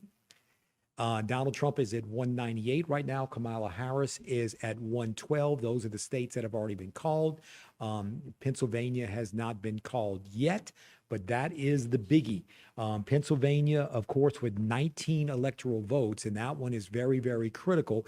Again, if you're Trump and you can get Georgia and North Carolina and then Pennsylvania as well, and then the other battleground states, of course, are Michigan, Wisconsin, Nevada, and Arizona. We see how it turns out. One other thing, too, we want to talk about, Tanner, I want to get your quick thoughts on that, and that is the Senate and the House. As we know, we've got Speaker of the House Mike Johnson from Louisiana, who easily won re-election tonight here in the state. Right now, the conventional wisdom is that the Senate may flip and go Republican and the House may flip and go back to the Democrats. Right now, according to what I'm looking at on the Senate side, really the Republicans needed to flip 2. And going into tonight, they knew they had one. They already had one, and that's currently where it stands. So really, they just need to flip one more race. So right now, it's 43 Republicans, 34 Democrats, and if the Republicans can flip one more, they'll take control of the Senate. And the House, basically same thing. There's so far only one seat that is flipped, and it's flipped to the Republicans. Now, again, having served in Baton Rouge, Mike Johnson from Louisiana, again, if the House stays the way it is, certainly no guarantee that he's our Speaker of the House 2 months from now, 6 months from now. He's still he's taking shots. It's a crazy world when the margins are that tight. As you can see, you're kind of being attacked from all sides. Mm-hmm. He's getting attacked from the far right. He's getting attacked from the left. Mm-hmm. And there's no guarantee that he's still the Speaker. That's a new development. It used to be if you held on to your seats, you are guaranteed to keep your leadership position, but it's almost like your head on a swivel. Everybody's coming at you these days. Yeah, and Clyde, you and I are a bit older than Tanner. We remember the days, Tip O'Neill, and Newt Gingrich later with the big Republican Revolution, everything. You're right. Some of these guys would stay there for years, but it just doesn't work like that anymore. Sometimes it's measured in months. That's a tough thing. So the good news is, Mike Johnson, you won re-election to your seat here in Louisiana, which you knew you would do. So far, the news isn't bad, nationally, but we'll see.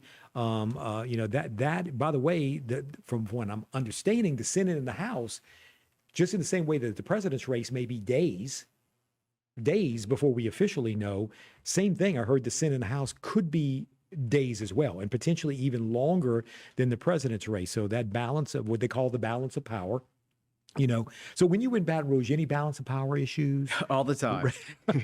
We lived it in tight margins for speakers races, and and people coming at you from every faction. It's almost like a PTSD. You're just talking about it right now.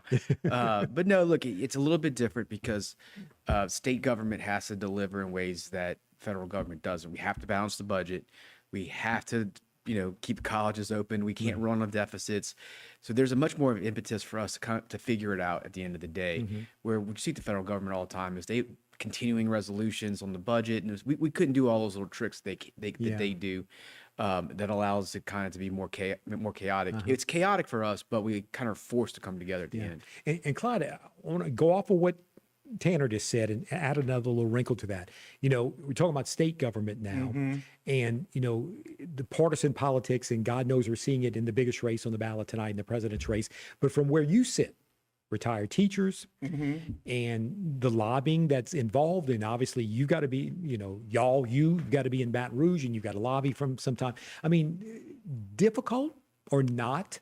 I mean, I know you don't want to go to Washington and have to go that route. If I you have been to avoid it. Washington to lobby. Not easy, Web and huh? GPO, Yeah. and I've also been in the House and retirement committees. And 10 years ago, a retirement committee, you could shoot a cannon through the room. In fact, Tanner probably could tell you that it was almost a punishment to be on a retirement committee. Yeah. Now it's full. When issues come up in the legislature dealing with retiree issues, we fill those rooms, Right. and they wear their little glasses on the end of their nose, and they look up at those over at the top, and they look at those legislators and say, "I knew you win," and they listen. They listen to them. It's important to be involved in state government. If you have any kind of interest, or whether it's a special interest or just a personal interest, Right. Because that's where it all happens, right there. Yeah, exactly. We're going to take a break in just a few moments. When we come back from the break, we want to take again a look at statewide numbers again, just to kind of see where things are. I believe all of the congressional races, with the exception of the new 6, it looks like that is certainly heading, more than likely heading for a runoff between Guillory and Cleo Fields. So we'll take a look at that, and again, see where we look at Terrebonne and Assumption, as I said, and St. Mary are pretty much final. So we're going to take a look at that. So we will take a break when we come back. And of course, we'll obviously bring you up to date on the president's race and where things are going there. That is going to be much of as late as we knew it was going to be. It's going to be even later than we had originally anticipated because of some things that occurred during the day. But we'll kind of catch you up on all that when we come back for the break. We'll be right back.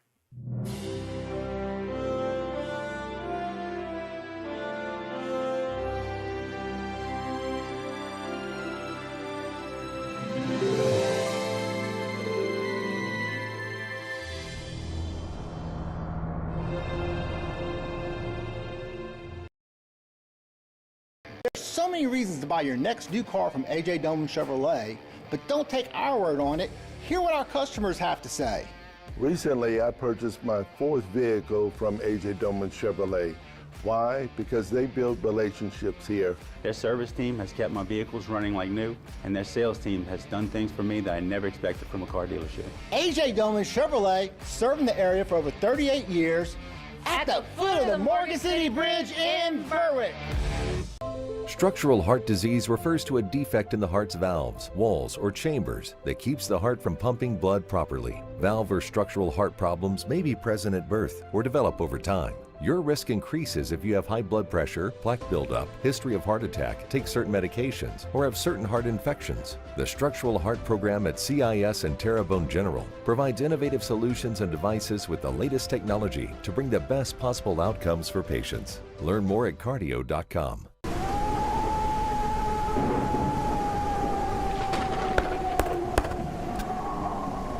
And as you can see behind me, the fury now is starting to happen. The wind's now probably a steady 30 miles per hour, and you'll get gusts from 40 to 45 miles per hour. Of course, that's probably the outer winds of the storm. And if this is the outer winds of the storm, believe me, I don't want to experience the fury of a 140 mile per hour wind.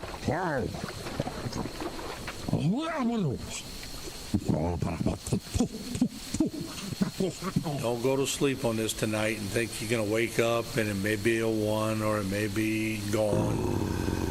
Think of it as a 3 or a 4. Now let's track this hurricane because all indications are it's coming right for Terrebonne and Lafourche.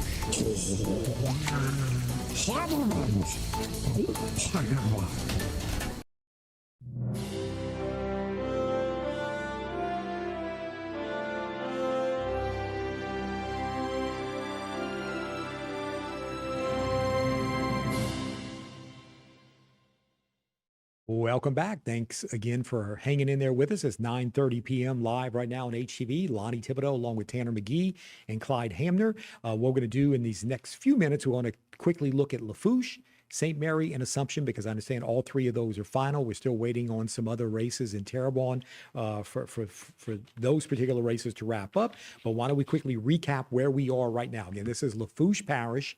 Again, the president's race, Donald Trump getting 80%. And by the way, we can now see the unofficial turnout in Lafourche Parish, 71.1%. So that's what it was in Lafourche. Very, very impressive. Okay, first congressional district. Steve Scalise, obviously, with a big lead in Lafourche, as he has in the whole district. Troy Carter at 36%.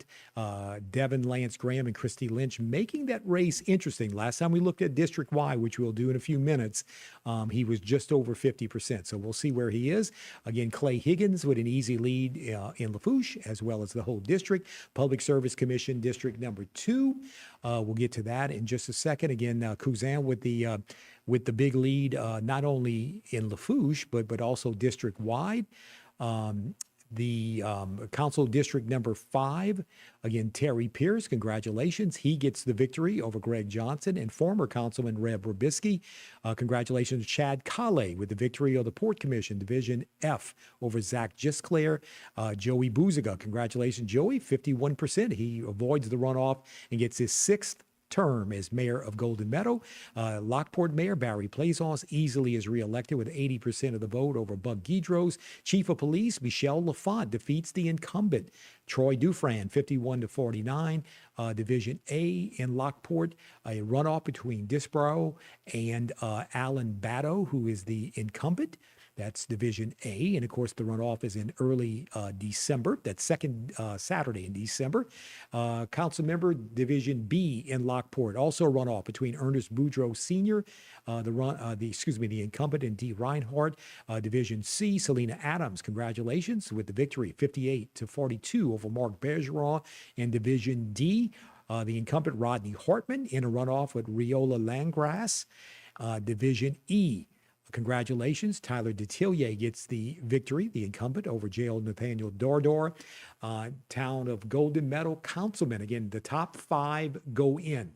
So it is Jody Sheremy, Connie Lee Demir, Nancy Filinich, Kip Plazos, and Mike Billiot. Again, very, very, if you look at the vote totals, very close. And again, those will be checked out and confirmed in the next few days.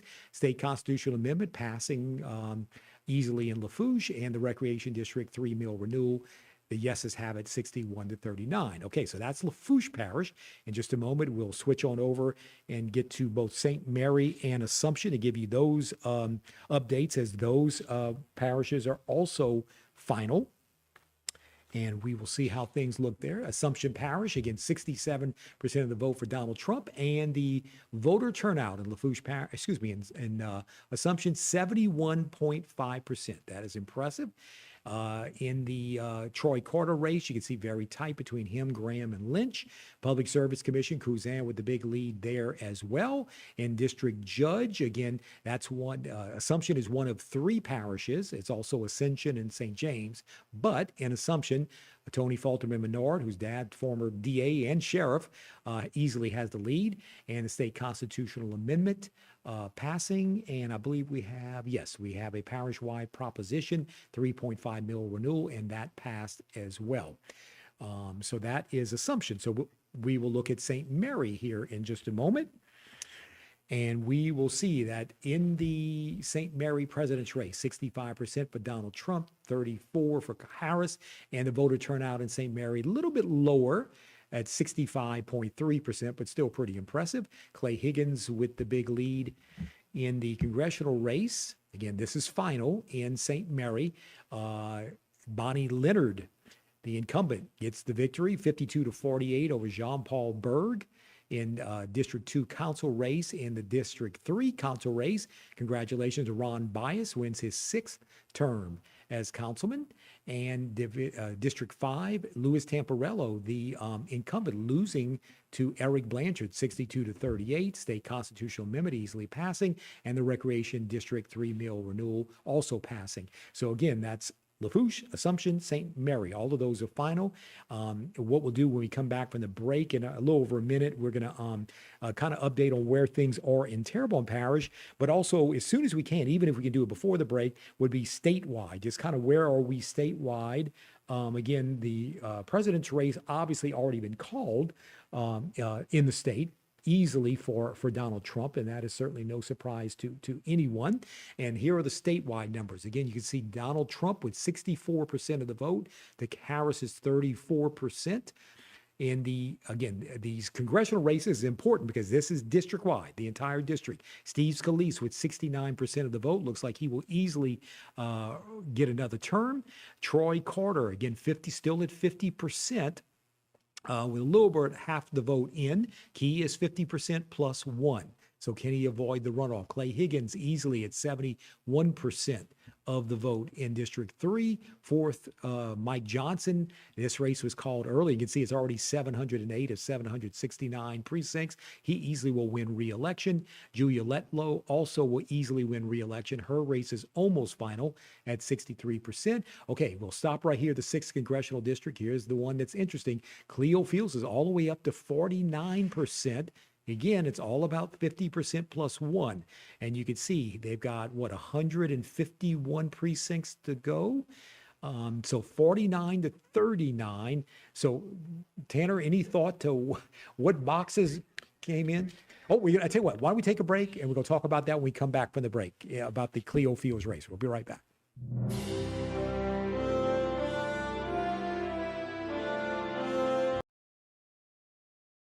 GenGators Power Systems is the area's leading Kohler standby generator solution, specializing in maintenance, repair, and installation on all major brands, from gas to diesel and 2kW to 2000. Home or commercial, our team has you covered. Our factory-certified technicians and installers are highly trained to provide response and repair when you need it the most.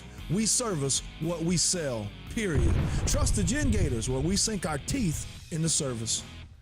Do you or a loved one need help dealing with opioid use? There is help nearby. Go to opioidhelpla.org. There you will find medication and outpatient therapy nearby. Telehealth may be available. Uninsured or on Medicaid, there's help. You can be prescribed medication like Suboxone in an office-based opioid treatment site. You keep your job. You work toward a healthy lifestyle, and we help you recover. Opioidhelpla.org. Help is closer than you think.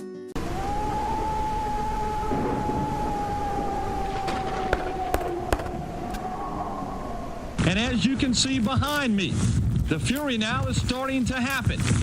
The wind's now probably a steady 30 miles per hour, and you'll get gusts from 40 to 45 miles per hour. Of course, that's probably the outer winds of the storm.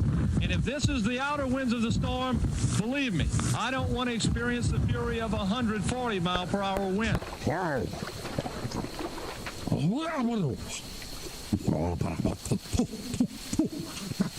Don't go to sleep on this tonight and think you're going to wake up and it may be a 1 or it may be gone. Think of it as a 3 or a 4. Now let's track this hurricane because all indications are it's coming right for Terrebonne and Lafourche.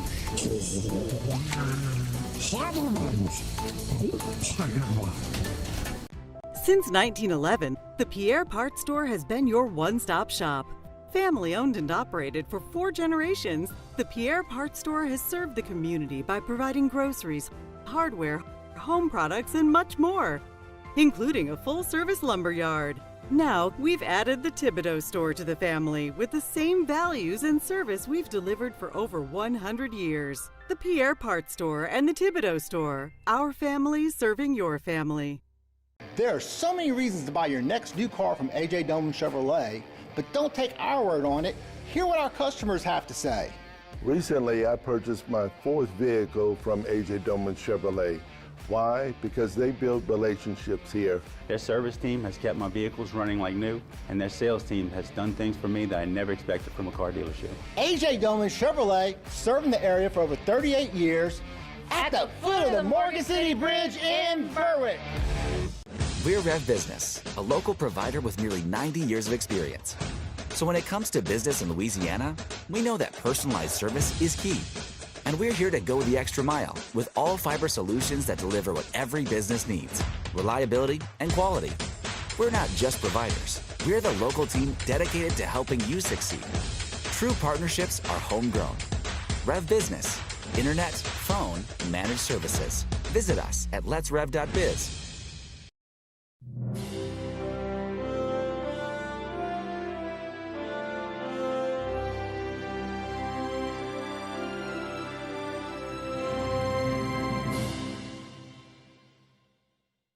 All right, thank you for hanging in there with us. Lonnie Thibodeau, Tanner McGee, and Clyde Hamner. We're taking a look at the local races. We've already given you, right before the break, the updates on Lafourche, St. Mary, and Assumption. All of those are final. We'll get back to Terrebonne in just a few moments to kind of see where things are there. And again, we're looking at statewide again. Just as a reminder, this is where we are. Steve Scalise, you can see at 69%. Troy Carter trying to avoid a runoff. And again, this is still only about half of the vote in, and he's at 50%.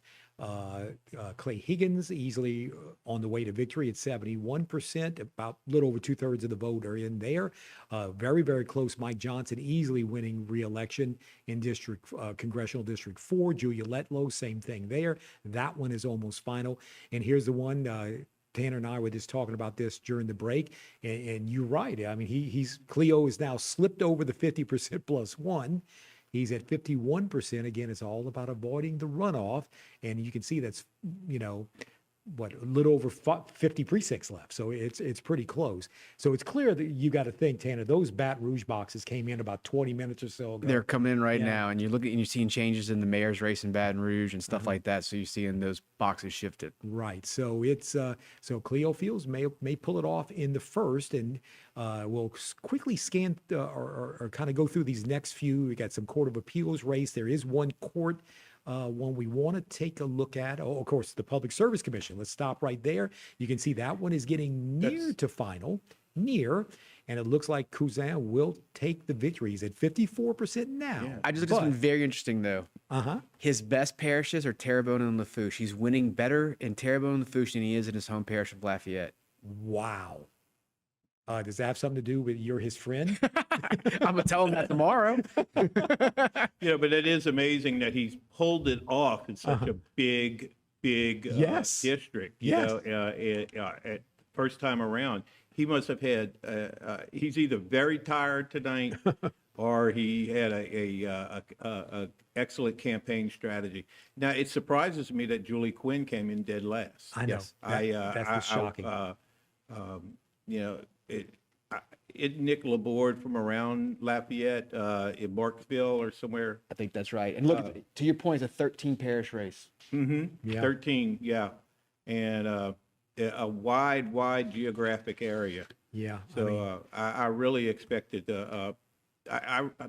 my prediction would have been Jean-Paul Cousin versus Julie Quinn, and and Cousin's winning every parish. He's in every single one, and Quinn is coming, including the one she lives in, and including the one Quinn lives in. That's amazing. That's amazing. But I tell you what, let's go back, Jason, real quick. We'll go back to the state numbers. Let's go forward a little bit. I want to see that district judge race, Prescott and Menard. Again, it looks like Tony Falterman Menard has won that particular race. So congratulations to her. And I tell you what, let's scroll all the way down because we got that state constitutional amendment, which will probably be there it is right there.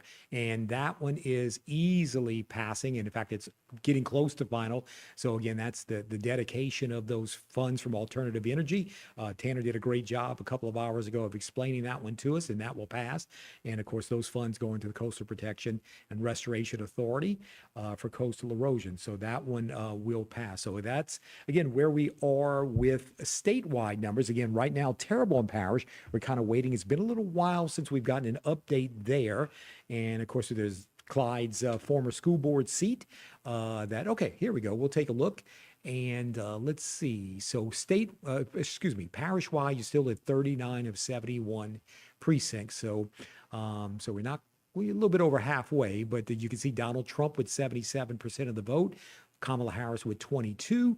Clay Higgins easily winning re-election in the whole district. Also, Cousin, we were just talking about.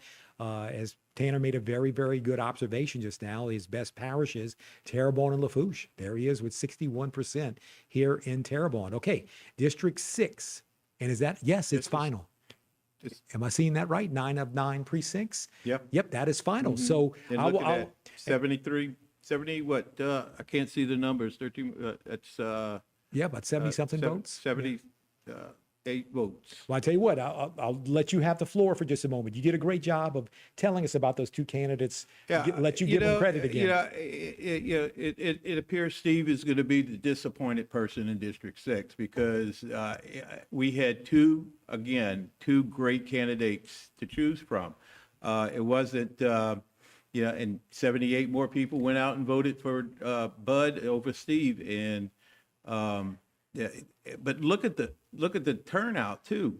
Out of 8,500, 6,500 voted. Yeah, you got 72% of that district turnout. And that's a phenomenon. That's probably the largest voter turnout that I can ever think of since I got involved in following politics. Wow. And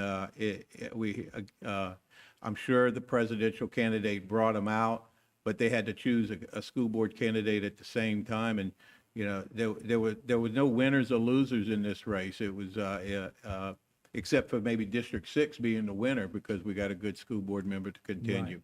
Exactly.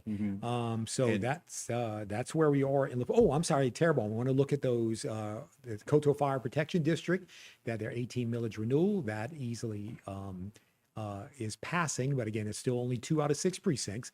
And then the Fire Protection District number 9, which is the 20 mills in lieu of the 15 they had before. Now, notice what happened here, and that is final. It failed. So in other words, they were increasing essentially from 15 up to 20, and that failed. So that's the only one of those type measures we've seen on the ballot for many of the parishes that has failed tonight. So that's where we are. So we need to take a quick break. When we come back, we'll catch you up on the president's race and see where things stand there. We'll be right back.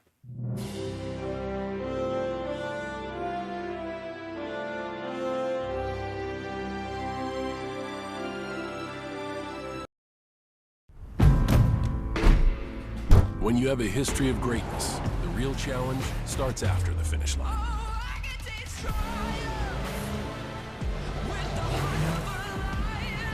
When victory alone isn't enough, you chase something greater, no matter how difficult the path. On the dirt, in the sand, and beyond. The new 2024 Ridgeline Passport and Pilot, part of our most rugged trail sport lineup yet. From Honda. Looking to achieve a healthier lifestyle but have little time? The Terrebonne General Executive Health Program can improve your overall health for a lifetime in one visit. With little to no waiting, you get a whole year of wellness in one convenient location. Our preventative screenings increase your well-being by providing early detection against illness. With exceptional VIP service, you leave with a plan in hand to achieve a healthier lifestyle tailored for you. Call the Terrebonne General Executive Health Team at 985-850-6204 today. The farther I went, the more people I seen, all my heroes, Staubach, Drew Pearson, Terry Bradshaw. I kicked the extra point. I kicked off. I ran punch back. I ran kicks back. I played safety. When I met Martin Falls, it was called Park. He was playing with the Rebels, and I was playing with the Tigers. Those teams back then was like, whoa, you know? In fact, we played against each other through our whole career. And we're the best of friends still today. They still can pull Skippy Ezel up and recall his past, what he did in life. I wish I'd had HTV to support me when I was at South Terrebonne. Ezel throws a great pass. It was one-on-one coverage. And Jerry Gordon, with his great speed, it's very hard to cover one-on-one. I want to thank HTV for keeping Skippy Ezel in the lights. Selecting an insurance provider for your business is a big decision. With over 26 years of experience, our offered team is your solution for quality and proven coverage. The customer service you remember from years ago is what we pride our team on. We know how important your company is to the community. From small businesses to large businesses, Alford & Associates can manage your insurance. It's our job. Alford & Associates, benefiting your employees and protecting your business.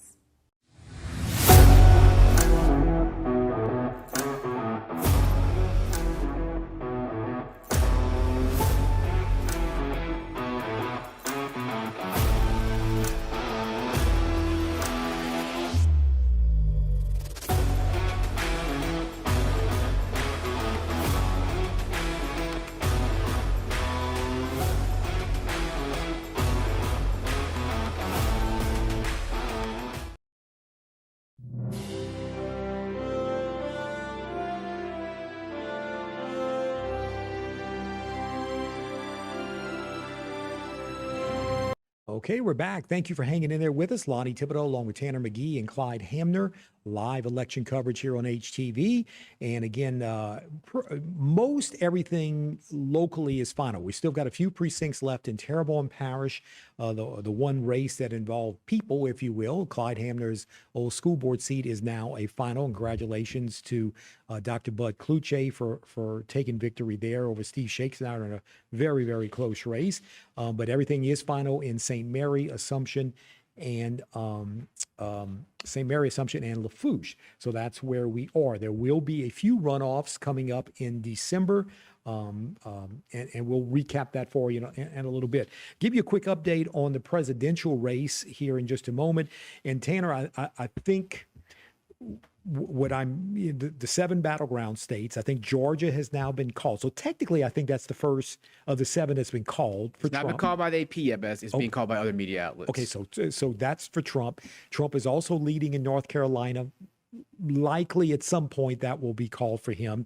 He has now taken the lead in Pennsylvania, which is probably the most shocking thing of the night, considering when we went on the air 2 hours ago, he was far down. He's far down. And so he's caught up there.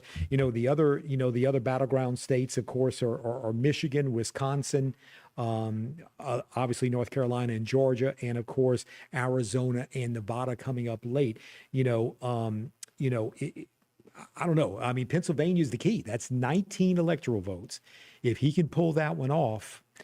That was a must-win state for Harris. She really had to keep Michigan and Pennsylvania in play, and I think if she loses those, I don't see there's a path for her. Yeah, and flipping over to the Senate in the House race, what happens in the Senate is kind of where things are. You had 34 open seats tonight in the U.S. Senate.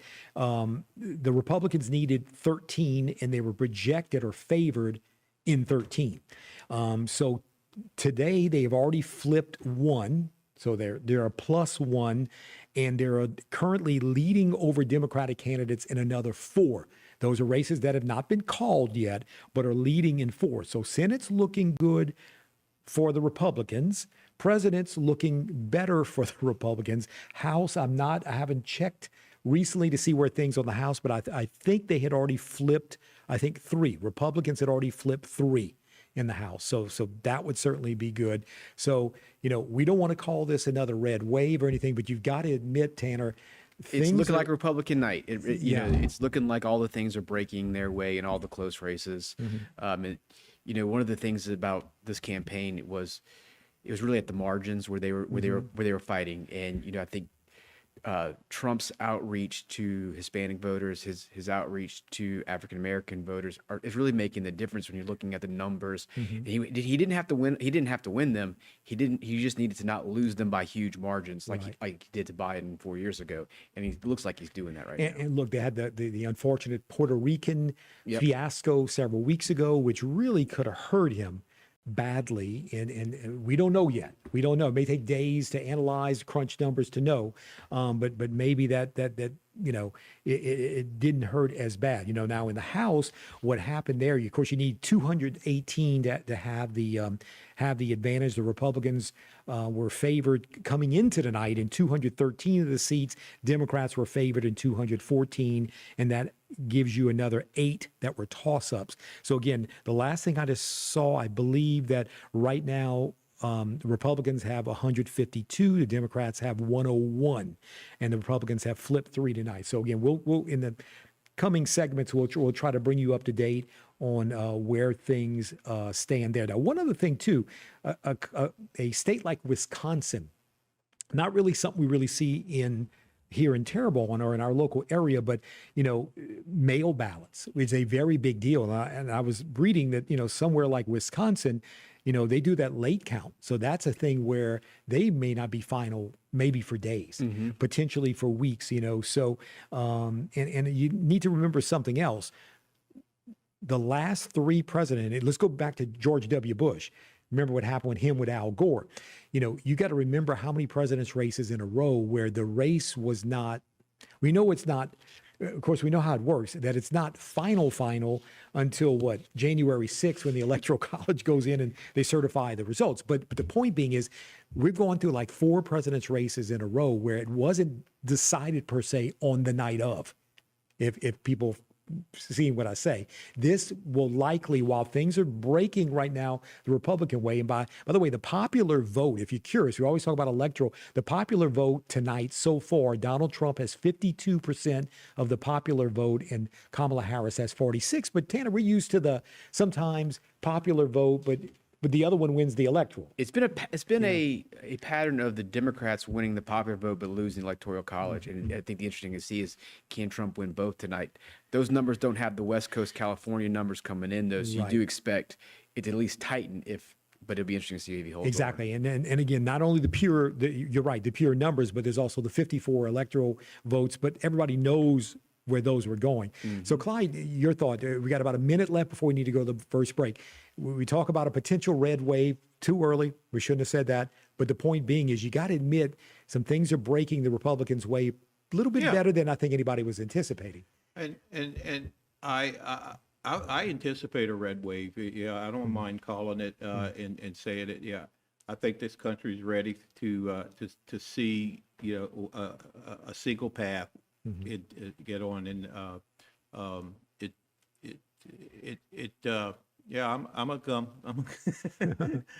I think it will be. I think you'll see a Republican on both the House and the Senate, and a Republican president. Yeah. I mean, it's rare, Tanner. I mean, it's been very a while. rare, but when was the last time that happened? It's a sign of the times. Yeah, exactly. Well, look, we need to take a break. When we come back, it's almost 10 o'clock. We thank you for hanging in there with us. Again, Terrebonne, a little bit left in Terrebonne, and we'll talk more about that right after the break.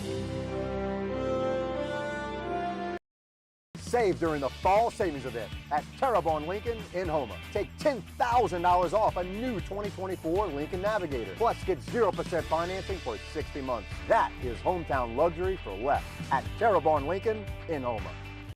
Structural heart disease refers to a defect in the heart's valves, walls, or chambers that keeps the heart from pumping blood properly. Valve or structural heart problems may be present at birth or develop over time. Your risk increases if you have high blood pressure, plaque buildup, history of heart attack, take certain medications, or have certain heart infections. The Structural Heart Program at CIS and Terrebonne General provides innovative solutions and devices with the latest technology to bring the best possible outcomes for patients. Learn more at cardio.com.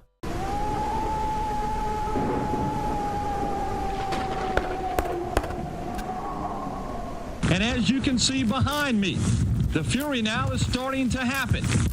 The wind's now probably a steady 30 miles per hour, and you'll get gusts from 40 to 45 miles per hour. Of course, that's probably the outer winds of the storm.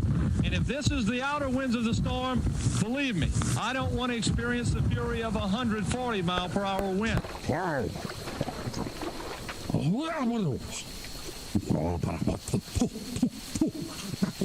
Don't go to sleep on this tonight and think you're going to wake up and it may be a 1 or it may be gone. Think of it as a 3 or a 4. Now let's track this hurricane because all indications are it's coming right for Terrebonne and Lafourche.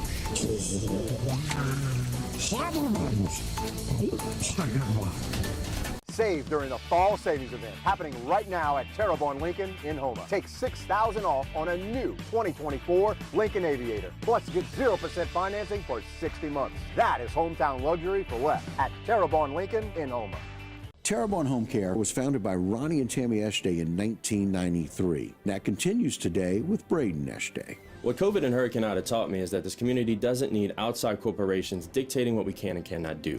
It needs investment and reinvestment in our local communities by hiring local and staying local, and that is what Terrebonne Home Care is doing as the last remaining locally owned and operated agency. Terrebonne Home Care, 30 years of quality care and 470 years of clinical excellence. Let our family care for your family.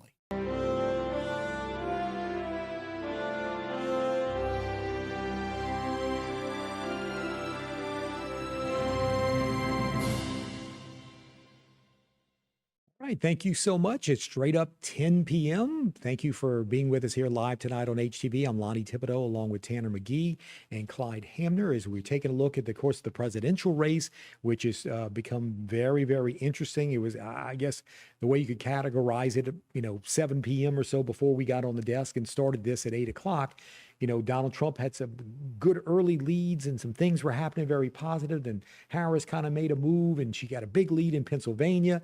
And now Donald Trump has taken that back. And I think, Tanner, as we said, Pennsylvania may be the key. Now, think about where they've been campaigning a lot.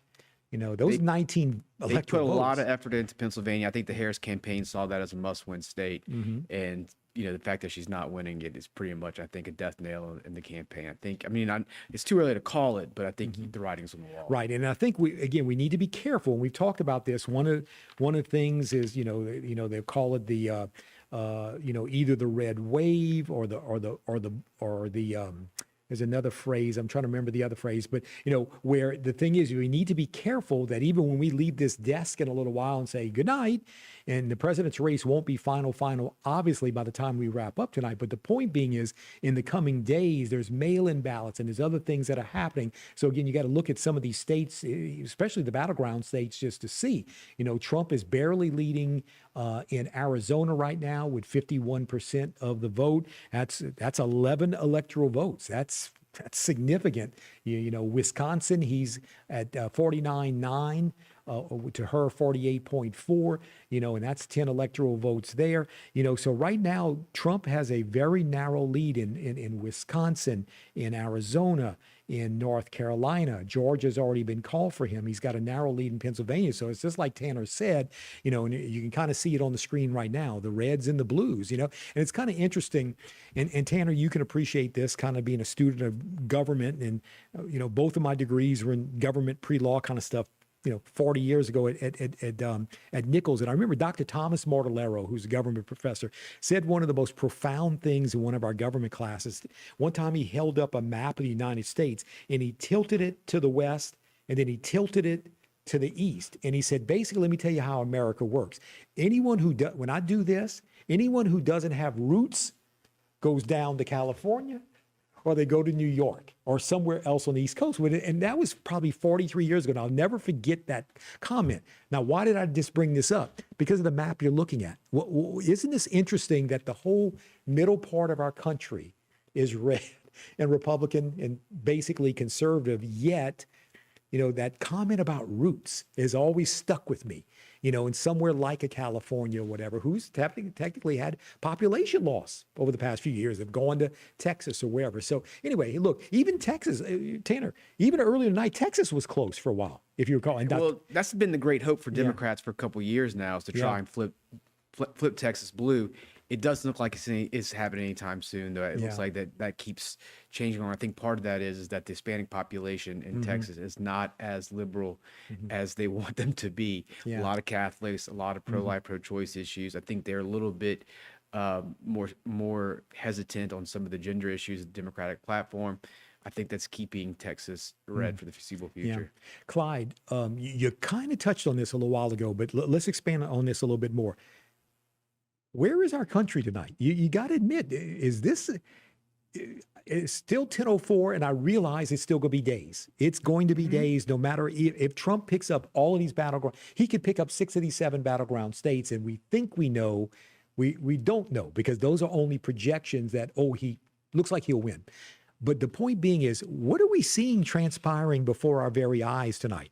We joked about the red wave and stuff a little while ago, but man, what are we experiencing? I mean, it's incredible. We're seeing a change in our society. It's been evolving over the last few years.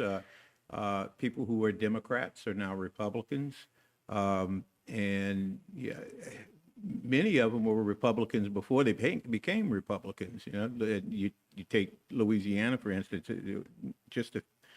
When we were growing up, you went and registered Democrat like your mama and your daddy. Because you were supposed to. That's what it was. I can remember Peggy Henry telling me, I said, Miss Peggy, what's D and this R I got to check off on this card? And she says, don't worry about it, Clyde. You registered Democrat like your mama and your daddy. As we got older, we started paying attention to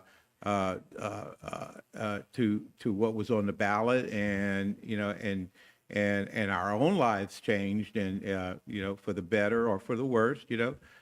Many of us switched over, And Louisiana is a perfect model for a state that has, which was once strictly a Democrat state, now becoming, although we were different from most Democrats, we were Louisiana Democrats. We were blue dog Democrats. We were Remember Louisiana. that? I tell you what, I used to tell people, no, I'm a Louisiana Democrat, because it made a difference. But when we started getting more involved in government, and we want people to know our stand on things. People were more open about it. Somebody told me the other day he would never ask somebody how they voted, but he's real happy to tell them how he votes. And it's very true of most of us. Yeah. And I think people are declaring now, that they are either Republican or Democrat. Now, you do have that growing movement of independence, but there's only one thing, well, I better not say that. It's not a politically correct statement. Don't say, but let me tell you, when we grew up, and we got to take a break in just a second, think about it, John Bro and the Billy Tozans, that blue dog there, that's what we grew up with. Well, I tell you what, why don't we hold that spot, hold that, we're going to take a break, and we're going to be right back. Save during the fall savings event at Terrebonne Lincoln in Houma. Take $10,000 off a new 2024 Lincoln Navigator. Plus, get 0% financing for 60 months. That is hometown luxury for less at Terrebonne Lincoln in Houma. Do you or a loved one need help dealing with opioid use?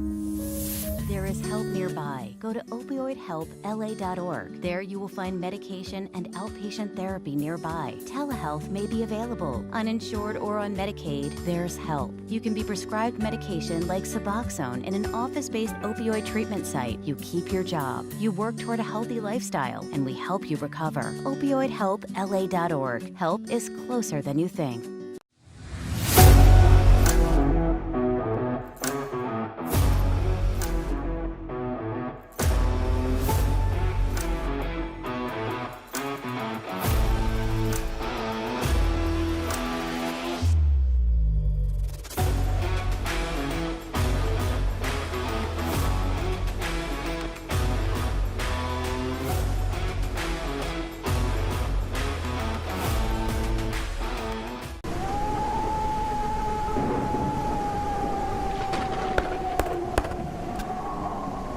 And as you can see behind me, the fury now is starting to happen. The wind's now probably a steady 30 miles per hour, and you'll get gusts from 40 to 45 miles per hour. Of course, that's probably the outer winds of the storm. And if this is the outer winds of the storm, believe me, I don't want to experience the fury of a 140 mile per hour wind.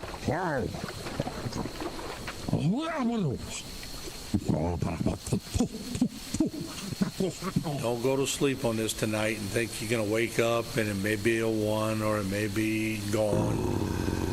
Think of it as a 3 or a 4.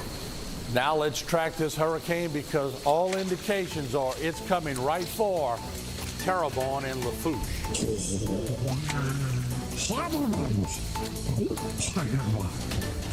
Our bayous are staples of our southern culture. They have been a source of food, transportation, recreations for generations. Our crews will continue hard working to clean the bayous and keep Terrebonne beautiful in the present and for the future. Litter doesn't just look bad, it also impacts our drainage systems, ecosystems, and wildlife. Keeping our bayous clean means keeping our drains clean and preserving our wildlife and cultural heritage. Our bayous are the heart and soul of our parish. That's why I'm proud to announce Tpcg's Bayou Revival Campaign. Together, administration with Public Works and Solid Waste will be working to clear debris and litter out of our 5 main bayous. Together, we can move Terrebonne Parish forward. Lafourche Patat. Working together on a common goal improves neighborhoods, communities, and the parish as a whole. You can do your part to support our Bayou Revival initiative by volunteering at local cleanup events, disposing of trash properly, and encouraging your friends and family to take pride in our parish.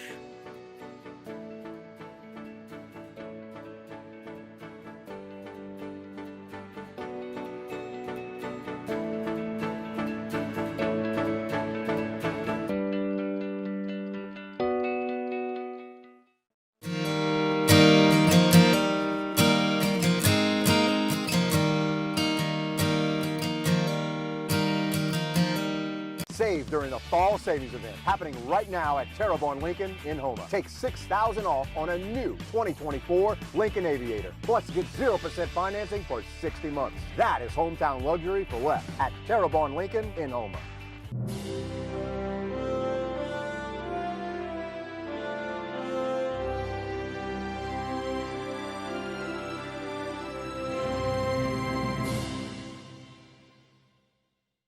And thank you for joining us. Live election coverage here on HTV. Lonnie Thibodeau, Tanner McGee, and Clyde Hamner. And again, we appreciate you being with us. Again, to give you the quick update, our local elections, Terrebonne, just about final. So as soon as we get, oh, there they are.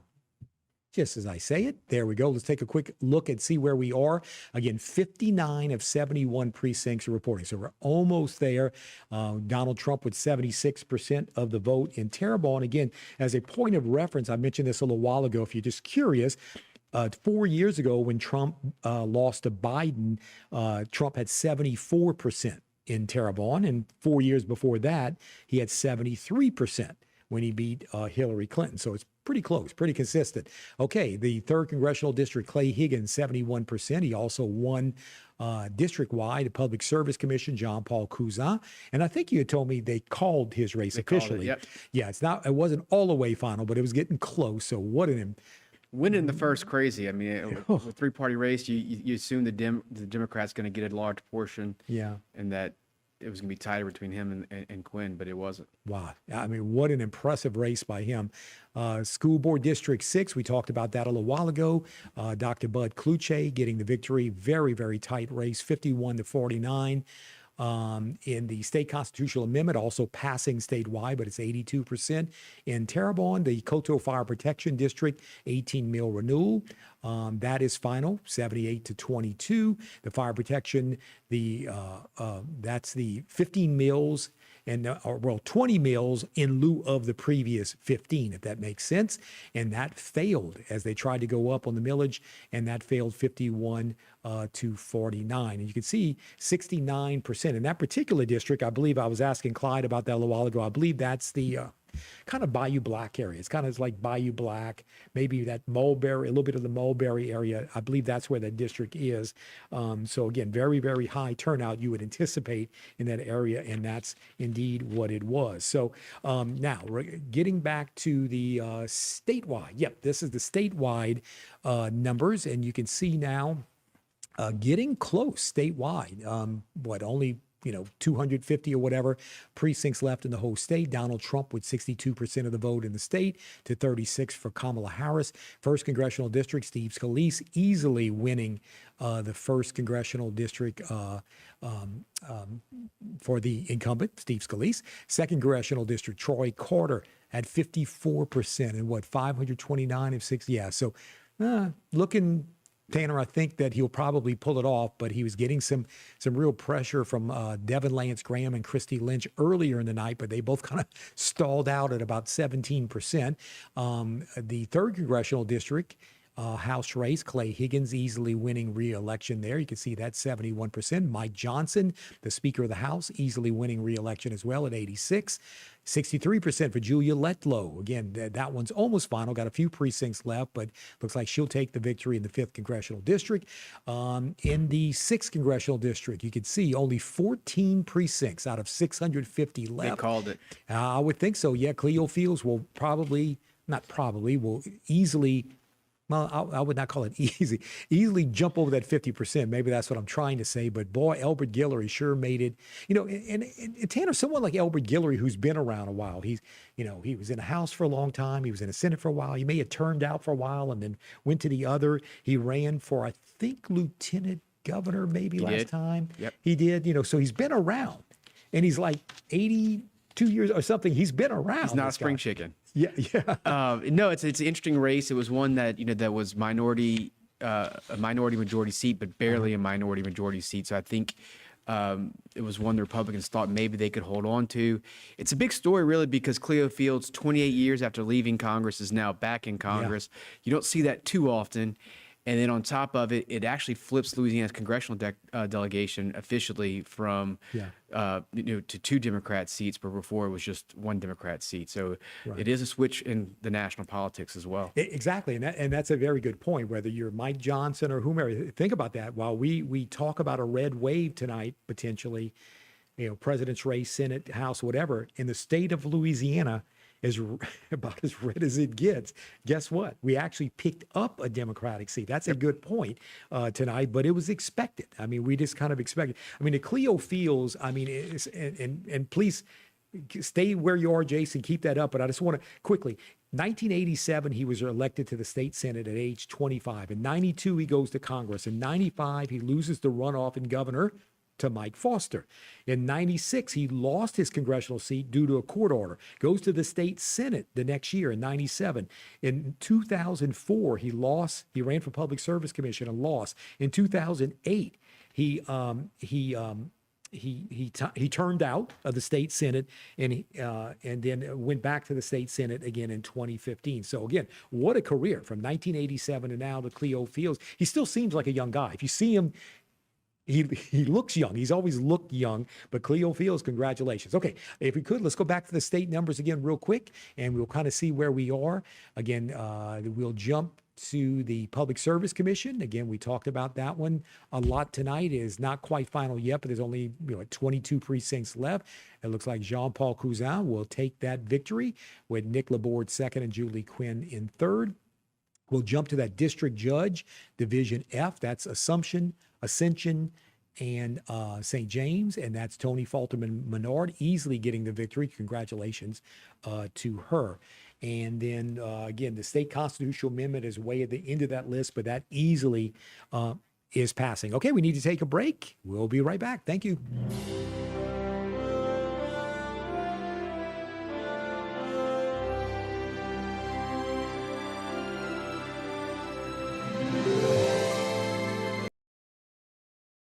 There's so many reasons to buy your next new car from A.J. Doman Chevrolet, but don't take our word on it. Hear what our customers have to say. Recently, I purchased my 4th vehicle from A.J. Doman Chevrolet. Why? Because they build relationships here. Their service team has kept my vehicles running like new, and their sales team has done things for me that I never expected from a car dealership. A.J. Doman Chevrolet, serving the area for over 38 years, at the foot of the Morgan City Bridge in Berwick. Led by a 7-member commission, the Terrebonne Port was created to assist our local industry in promoting economic development. We monitor government regulations that affect our local industry and work with the U.S. Army Corps of Engineers to secure maintenance dredging funds. Because the HNC is the main artery for the heartbeat of Terrebonne's economy, Terrebonne Port fights a constant battle for funding to maintain the federally authorized navigable depth. We are now leasing waterfront and non-waterfront property. Terrebonne Port Commission, serving our industry to keep Terrebonne thriving.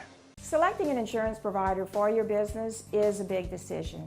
With over 26 years of experience, our offered team is your solution for quality and proven coverage. The customer service you remember from years ago is what we pride our team on. We know how important your company is to the community. From small businesses to large businesses, Alford & Associates can manage your insurance. It's our job. Alford & Associates, benefiting your employees and protecting your business. Every day, thousands of people hit the road heading towards their dreams. But sometimes those dreams collide with a harsh reality. Auto accidents with 18-wheelers can change lives in an instant. That's why you need the experience and expertise of St. Martin & Bork. With over 50 years of experience, St. Martin & Bork have fought for justice for the victims of truck accidents. If you've been in a wreck with an 18-wheeler, know your rights. Call St. Martin & Bork today to schedule your free consultation.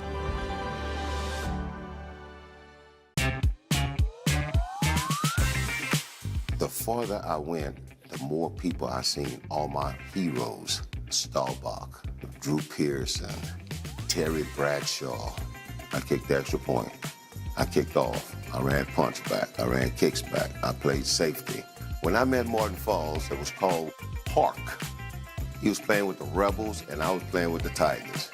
Those teams back then was like, whoa, you know?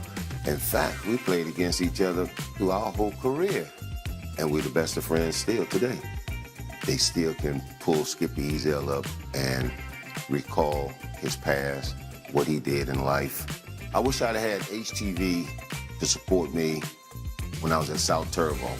Diesel throws a great pass. It was one-on-one coverage. And Jerry Gordon, with his great speed, is very hard to cover one-on-one. I want to thank HTV for keeping Skippy easier in the lights.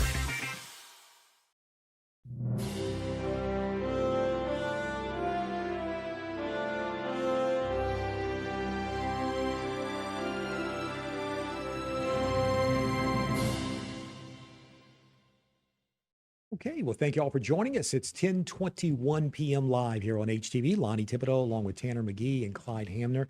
And it's been a very, very interesting night, to say the least. Things are almost final on the locals. Everything's final on Lafourche, St. Mary, Assumption, almost there in Terrebonne. There's still just a few little precincts left to come in. And as soon as those are final, we will let you know. One quick point I do want to make, and I was mentioning it to our panelists earlier tonight off camera, but, you know, in the various election cycles, as we all remember, it was a big election year last year. There was a lot of things on the ballot. You know, obviously some pretty significant things, including U.S. president on the ballot tonight. The way the cycle works, next year, there's nothing.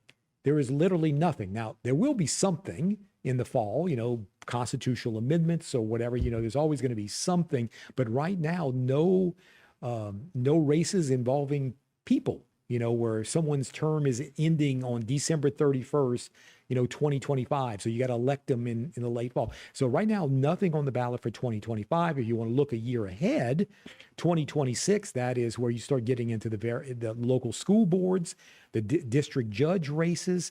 All the congressional seats will be up again, just as they were tonight. U.S. Senator Cassidy's seat will be up. District attorneys in the local parishes, justices of the peace, constables, Thibodaux City Judge, Thibodaux City Marshal, Thibodaux Mayor, and Thibodaux City Council all will be in the ballot 2 years from now. So I guess what I'm saying is we may not be sitting here at this time next year. We'll just have to see what winds up happening. But in the current election cycle, you know, maybe not. We'll just have to see. Now, the latest on the presidential race, Tanner, I'll kind of throw it at you real quick. I think the latest I'm seeing is the electoral, at least what's been called, is like 211 Trump, 153 to Harris. Some of the you got to assume states probably a little further out west. And in fact, by the way, to let people know, all voting is officially closed except for, you know, in the contiguous United States, except for, you've got to assume maybe those Georgia precincts, maybe they're still hanging on. I don't know that, but maybe. It's getting close to the end on those too, I think, now at this point. Yeah, so right now, of the 7 battleground states, where are we? Nevada's still early, but Trump had the lead. North Carolina was just called for Trump. That is 16 electoral votes. Wisconsin is still a bit early. Georgia, 16 votes called for Trump. Pennsylvania with 19, that's the biggest prize of the night. Trump does have the lead. It's getting late, but they still have not called it. I think it's 77% of the vote in Pennsylvania, and Trump's leading 51 to 47.8 for Kamala Harris. Michigan is tight, and that's 15 votes, and Harris had the lead, slight lead. And Arizona, I believe Trump had the lead, and that's 11. So that all being said, let me throw it at you now, Clyde. That being said, that's 7 battleground states, of which 2 have been called for him. He's leading in at least another 2, maybe 3. What does that tell us? I mean, because when you switch out west, you only have 2 in the west. The 6 votes in Nevada and the 11 in Arizona. Could it be maybe decided, you know, in the next hour? You see what I'm saying? Before we switch the focus going out west, because we know where California's going.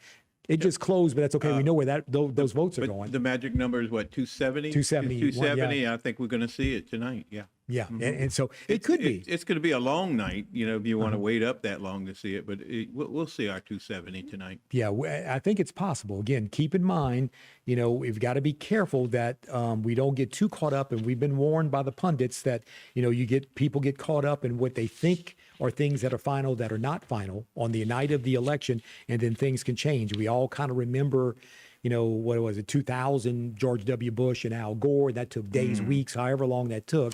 You know, that seemingly took forever, you know. So I think, you know, again, we'll have to see how this is all gonna work out or play out, you know. You know, the key was the blue wall. But everybody talks about the blue wall, which is that, Pennsylvania, Wisconsin, and Michigan. By the way, those 3 votes have voted as a block, meaning for the same presidential candidate every 4 years since 1988. I don't think that's going to happen tonight. I mean, because right now, Trump is leading in Pennsylvania and Wisconsin. I'm trying to remember which one, but he's not leading in at least one of those others. So it's very possible that the blue wall may be broken. They may not all vote in a block. 2 may go one way, 1 will go the other way. But again, if you're Donald Trump and you could pull off 2 of those, and one of those is Pennsylvania, that could be it. Because the key is the blue wall. If either of those 2 candidates got all 3 of the blue wall tonight, then the other ones, especially Arizona and Nevada, are not as important. Absolutely. I think you're seeing a trend too that's important, is that Donald Trump is running it up in the rural areas more than he did last time. He always wins there, but he's running it up higher. Kamala Harris is winning the urban areas by large margins, but not as high as Biden did last time.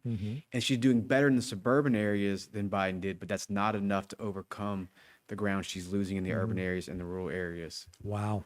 That's a good point, and I think, another thing are the seniors. One thing I read earlier today, the Democratic Party has not won the senior vote since Gore in 2000. Yet the polls were showing Harris leading.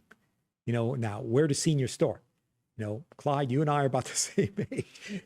Does it start a little bit below us, but I don't know. But the point being is she was leading 46-44. So anyway, we got to take a quick break here in just a moment.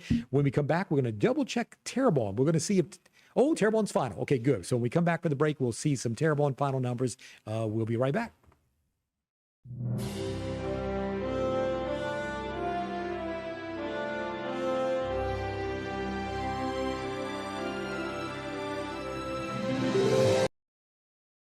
Gen Gators Power Systems is the area's leading Kohler standby generator solution, specializing in maintenance, repair, and installation on all major brands, from gas to diesel and 2kW to 2000. Home or commercial, our team has you covered. Our factory-certified technicians and installers are highly trained to provide response and repair when you need it the most. We service what we sell, period. Trust the Gen Gators, where we sink our teeth into service. Leg pain, swelling, or ulcers can be signs of vascular disease in the legs. This lack of blood flow can lead to amputation if not treated. Varicose or spider veins may also be signs of venous disease and are more than just a cosmetic problem. Trust the most advanced team of leg pain specialists at Cardiovascular Institute of the South to reopen blockages in the legs and offer minimally invasive in-clinic vein treatments. If you experience leg pain, swelling, or have visible veins, schedule an appointment with us today at cardio.com. We're Rev Business, a local provider with nearly 90 years of experience. So when it comes to business in Louisiana, we know that personalized service is key. And we're here to go the extra mile with all fiber solutions that deliver what every business needs: reliability and quality. We're not just providers. We're the local team dedicated to helping you succeed. True partnerships are homegrown. Rev Business, internet, phone, managed services. Visit us at letsrev.biz.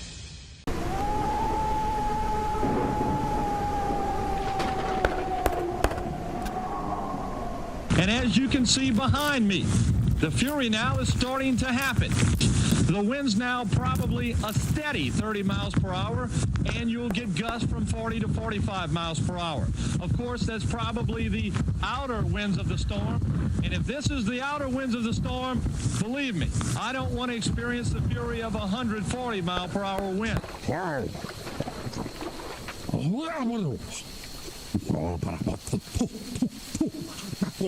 Don't go to sleep on this tonight and think you're going to wake up and it may be a 1 or it may be gone. Think of it as a 3 or a 4. Now let's track this hurricane, because all indications are it's coming right for Terrebonne and Lafourche.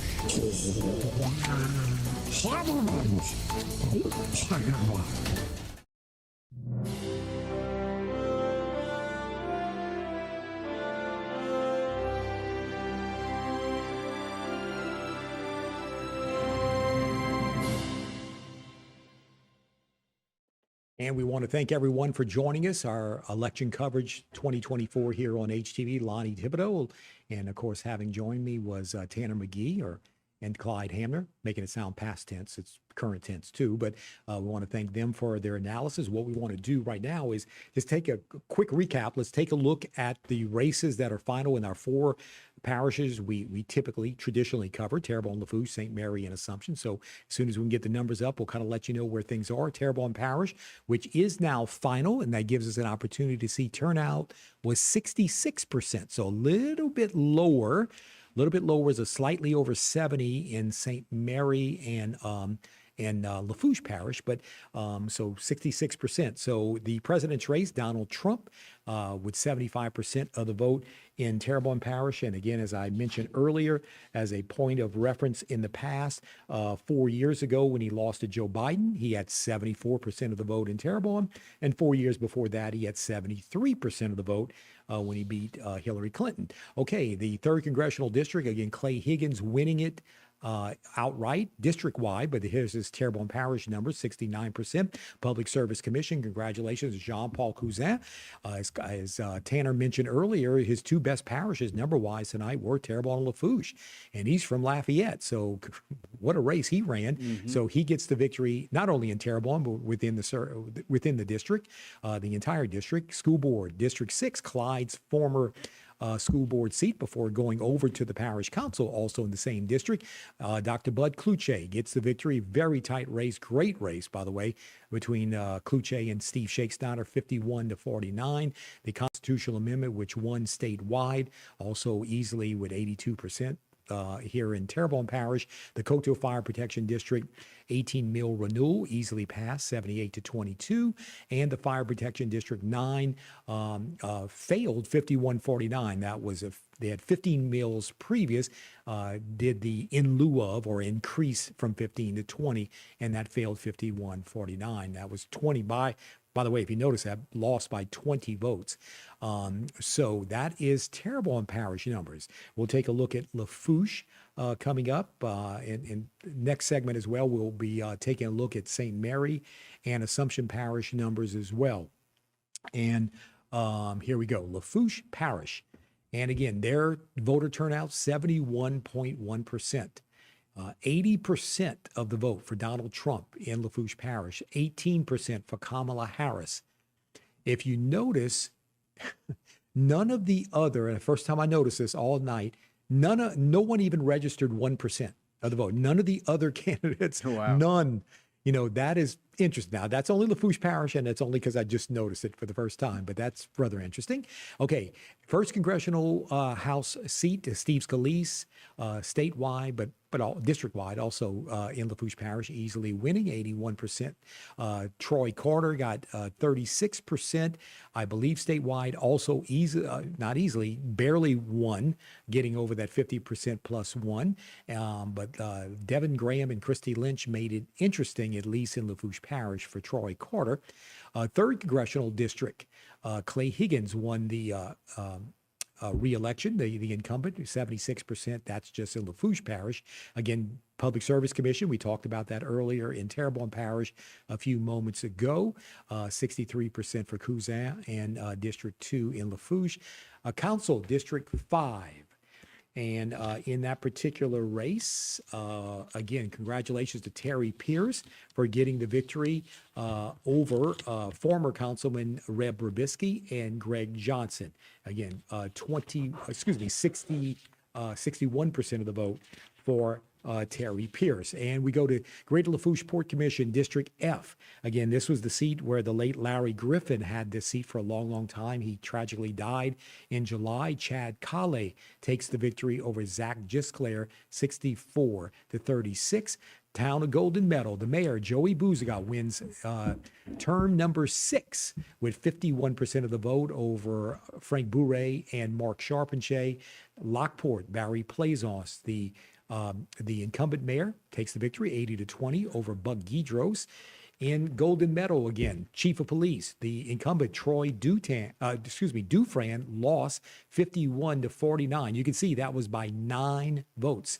789 votes cast. He lost by 9 to Michelle Lafont. District A, town of Lockport, a runoff between Disbrow and Alan Batto. Batto, by the way, is the current incumbent. We'll go to Division 5. Oh, I'm sorry. No, he's not the incumbent. Gary Acosta had the seat, not running again. So it's Batto against Disbrow in the runoff. And Division B, town of Lockport, the incumbent Ernest Boudreaux Sr. in the runoff with D. Reinhardt, 4738. Emily Took in the third place at 15%. Division C, town of Lockport, Selena Adams gets the victory over Mark Bergeron, and that was 58-42. Division D in Lockport, runoff between the incumbent Rodney Hartman and Riola Langgrass. Donna Bro was in third. Division E, Tyler Detillier is the incumbent, and he takes the victory over J.O. Dordor. And again, Golden Meadow Council, again, the top 5 get in. So it's Kevin Cheramy, Connie Lee Demir, Nancy Filinich, Kip Plaisance, and Mike Billiot. Again, the state constitutional amendment also passed in Lafourche. And of course, there was the Recreation District number 2, and that passed. So again, that is it for now. We're going to take a break. When we come back, we'll look at St. Mary and Assumption.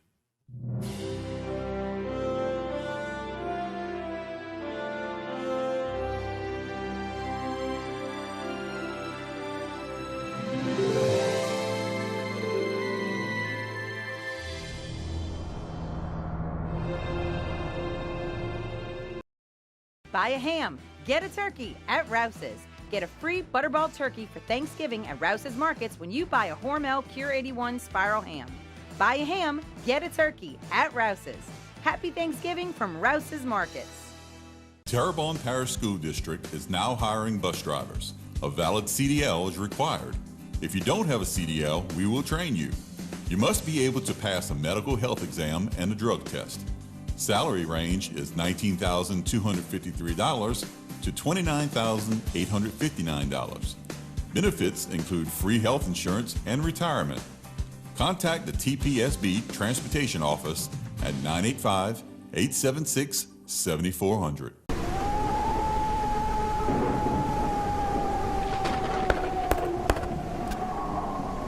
And as you can see behind me, the fury now is starting to happen. The wind's now probably a steady 30 miles per hour, and you'll get gusts from 40 to 45 miles per hour. Of course, that's probably the outer winds of the storm, and if this is the outer winds of the storm, believe me, I don't want to experience the fury of a 140 mile per hour wind.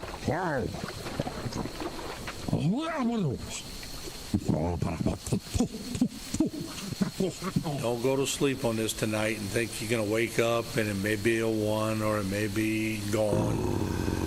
Think of it as a 3 or a 4. Now let's track this hurricane because all indications are it's coming right for Terrebonne and Lafourche.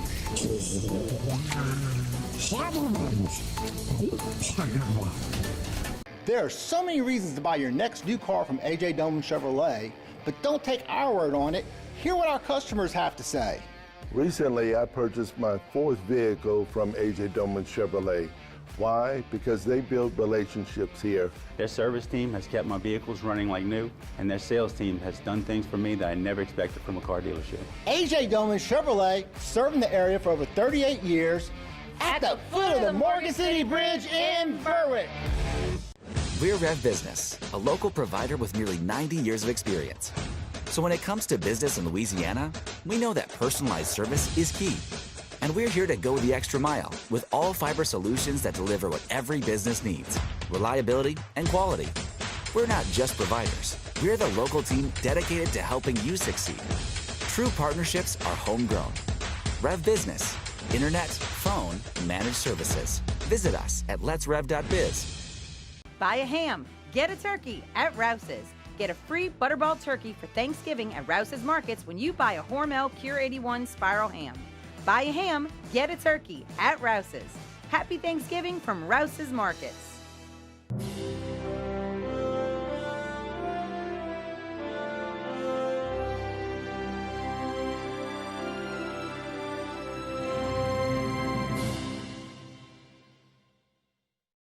And thank you for being with us again on our live election coverage 2024 here on HTV. Lonnie Thibodeau, joined by Tanner McGee and Clyde Hamner.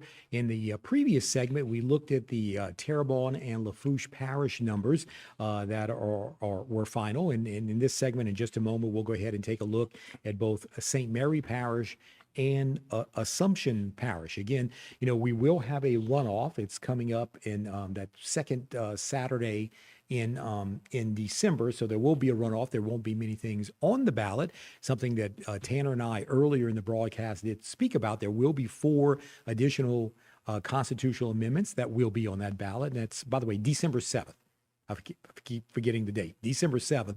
But there will be 4 constitutional amendments. And again, we'll have to see if there are any other items. You would not think there'll be any tax items or millage items, because there were a number of those on the ballot in the respective parishes here tonight. So let's go ahead and look at St. Mary Parish. Again, presidential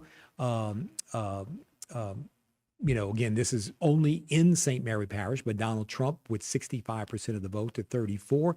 Same phenomena that we noticed with Lafourche Parish. You notice that all the other presidential candidates, none of them even registered enough votes to get to 1%, including Robert Kennedy Jr., who was still on the ballot, who got 53 total votes. So technically he did come in third in St. Mary Parish. And you can also see right under Kennedy's name, the voter turnout in St. Mary Parish was 65.3%. So that's pretty good.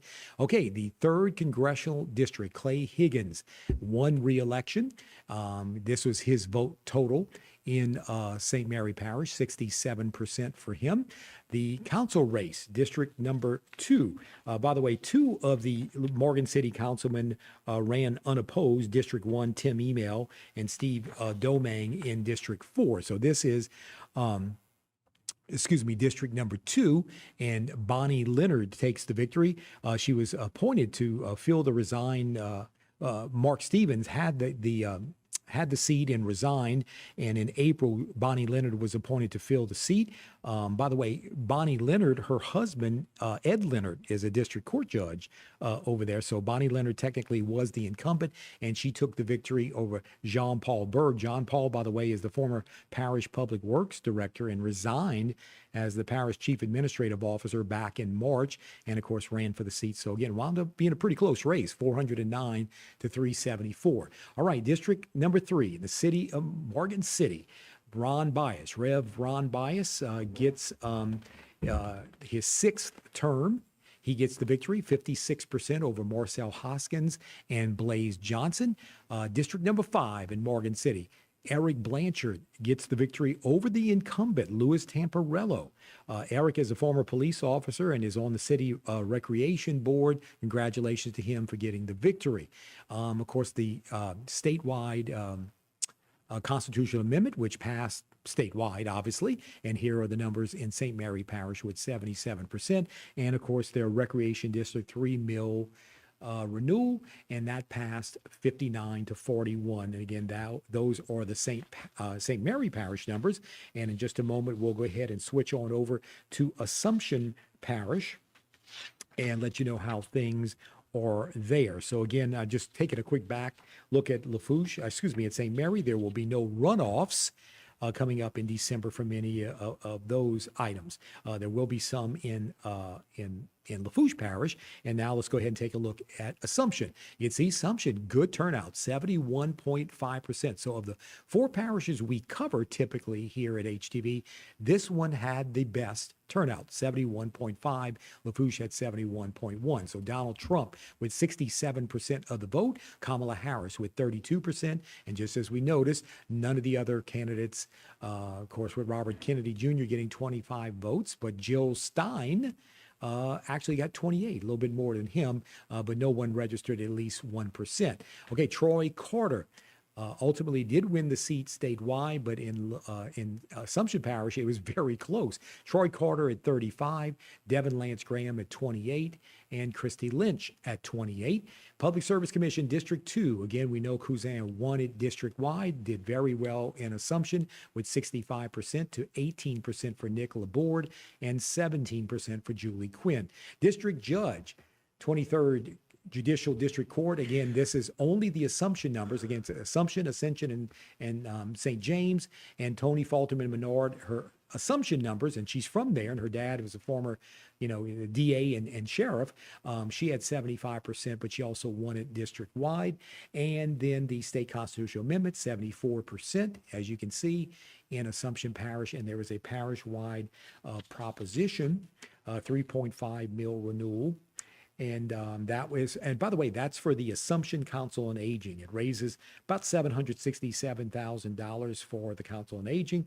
So congratulations to them. And that one did pass 64 to 36. So those are the official Assumption Parish numbers. And if it were a trivia question, which of our 4 parishes had the highest turnout on a very high turnout election, it was Assumption Parish with 71.6%, very close second, 71.1% to Lafourche Parish. Okay, we're going to take a break in just a moment. When we get back, we'll start to recap some other races. We've done the 4 parishes now. Of course, there were statewide matters, obviously, including all those congressional districts and everything.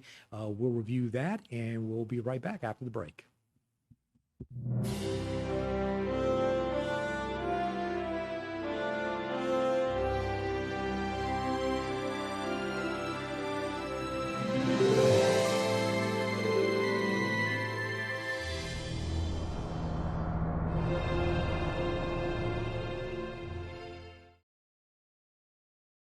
You or a loved one need help dealing with opioid use? There is help nearby. Go to opioidhelpla.org. There you will find medication and outpatient therapy nearby. Telehealth may be available. Uninsured or on Medicaid, there's help. You can be prescribed medication like Suboxone in an office-based opioid treatment site. You keep your job. You work toward a healthy lifestyle, and we help you recover. Opioidhelpla.org. Help is closer than you think.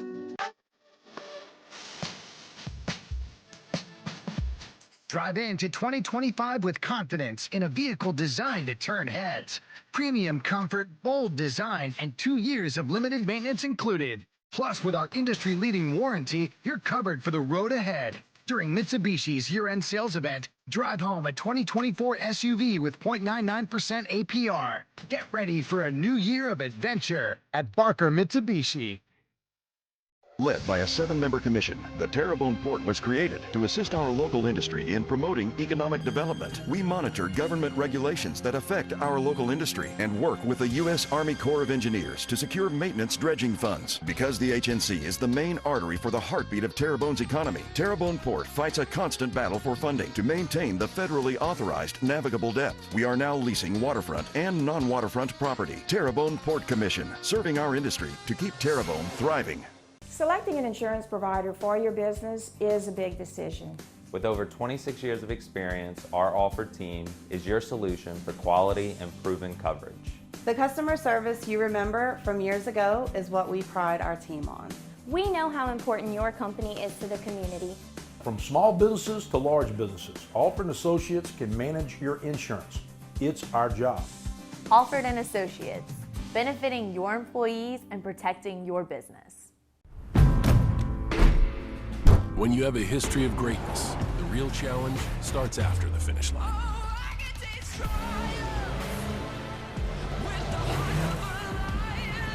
When victory alone isn't enough, you chase something greater, no matter how difficult the path.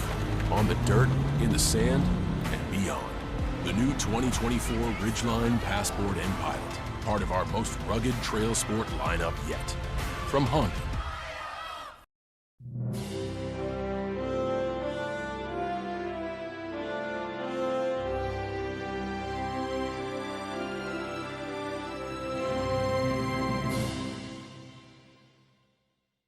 All right. Thanks a lot for joining us. Lonnie Thibodeau along with Tanner McGee and Clyde Hamner. And guys, we're going to go ahead and kind of, I believe we're going to take first look, and we're going to have a chance for all of us to talk a little bit at some of the statewide numbers.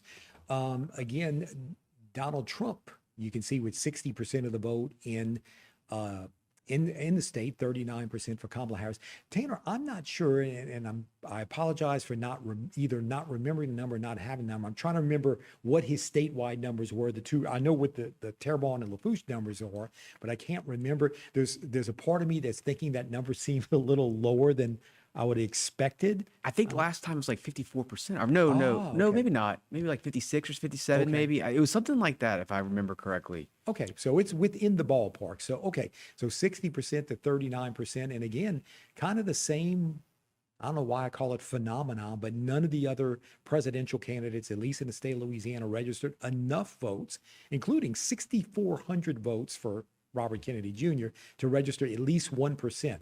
You know, all the percents went to both Trump and to Kamala Harris. So let's go ahead and look at the first congressional district. Again, these are the district-wide numbers. I know it got a little confusing when we looked at the individual parishes, but Steve Scalise easily wins re-election, 66% of the vote for him. Congratulations to him. He, along with Speaker of the House Mike Johnson, are en route to Mar-a-Lago even as we speak to join in at the Trump party over there. Let's see, second congressional district, Troy Carter. And Tanner, again, we talked about this. Troy Carter, at least earlier tonight, kind of same thing with Cleo Fields. For a while, he was under that magic 50% plus one, but his votes came in. Right. You know, wherever his boxes are, you know, which you got to think is kind of that New Orleans area. Absolutely. He's actually traditionally been strong in New Orleans and sort of along the river and some of those communities. Some of those communities like St. John and all those areas around there, he's also been strong in. Yeah, he did well, and he had a big TV buy. I know in that last week saw a lot of commercials, had some endorsements. You know, pretty impressive. So congratulations. I served with Troy as well. He's a very gregarious guy, hard to not like. Yeah, he seems that way. Yeah, he is. And then the funny thing is, and people may remember this from a few months ago, that his wife is in the military, I believe, and actually outranks him. Right. Which is you're kind of interesting. So Troy Carter, congratulations to him. Third congressional district, Clay Higgins wins re-election, 71%. Again, is, you know, Tanner did a good job an hour or so ago kind of explaining how a big chunk of our area here in HTV is now kind of absorbed by him. When the lines got redrawn, I think it caught I got to be honest, it caught me by surprise. When I got my new voter card, I looked and I went, we got Clay Higgins now. Yeah. You know, to be honest, I didn't know and didn't follow it closely enough. He represents Cameron Parish to Terrebonne Parish. That's true. That's true. It's weird how that thing snakes. And in fact, I'll just tell people real quick, if you want to entertain yourself, look at the new congressional map. Just color-coded, where you see what you just said. It is absolutely amazing what you guys had to do to make that work. I did not support that map. I supported another map that kept Garrett Graves in Terrebonne Parish. But yes, that was after I left. They redrew it to do what they did. Yep. Do what they did. I like how you said that. Okay, fourth congressional district, Mike Johnson on the way to Mar-a-Lago. The Speaker of the House easily wins re-election to his seat, 86% for him. The fifth congressional district, also re-election, Julia Letlow. I served with Mike Johnson as well, too. I sat next to him, and now I sit here, and he's now Speaker of the House. I know. Well, you were Speaker Pro Tem. I know. There you go. Yeah. That is awesome. Good guy? I mean, yeah, he's a super nice guy. I mean, very nice. Not as gregarious as like a Troy. Like I was saying, you're very more reserved in his demeanor, but super nice guy. It's one of those things where could you have predicted? No. Did you ever look over and say, this guy's Speaker of the House? Never would have dreamed it, actually. I mean, because think about it. It didn't take him that long in Washington. Think about that. To become Speaker of the House. He does not offend people. I will say that, and I think that's his strength. I mean, I sat next to him in two committees, like as close as we are. So I spent a lot of time with him. Went out to dinner with him. A good friend, you know, but never would I have dreamed that. You know. Wow. Very reserved demeanor. Be very interesting based on potentially the results of tonight's big election. We'll see how things turn out for him. Let's see. Sixth congressional district. Okay, again, this is the one, and it is final now. Final. Cleo Fields does get 51% of the vote, so he outpaces Elbert Guillory and gets into that new, with quotations around it, new 6th congressional district seat. And we'll jump ahead a little bit. We'll get to the Public Service Commission. There it is, Jean Paul Cousin. You know, and again, if we name drop, for Tanner McGee. Not that he likes to do that, but here's his other good friend, Jean Yes. Paul. These are all the people I served with. Me and Jean Paul were elected at the same time, came in together. We're roughly the same age. And, Jean Paul, his roommate in law school was from Houma, and was my mom's godchild. So me and Jean, I didn't know Jean Paul before we served together, but there was a connected map to connect us together. So Jean Paul definitely, knew the area as well. I think that was a big help to him. Yeah, that's a very good point right there. So he wins with 54% of the vote. And he did a good job too, because like I said earlier, to win in such a big area, he had to have a good campaign strategy. You're absolutely right. And real quick, a couple other ones we want to mention that you see the 23rd Judicial District Court. Congratulations, Tony Falterman Menard wins the judgeship. We're going to fast forward kind of to the end, guys. We just want to get to that constitutional amendment. There it is. And you can see it won statewide, Coastal Protection Restoration Authority. Congratulations, 73%. All right, we're going to take a break and we will be right back.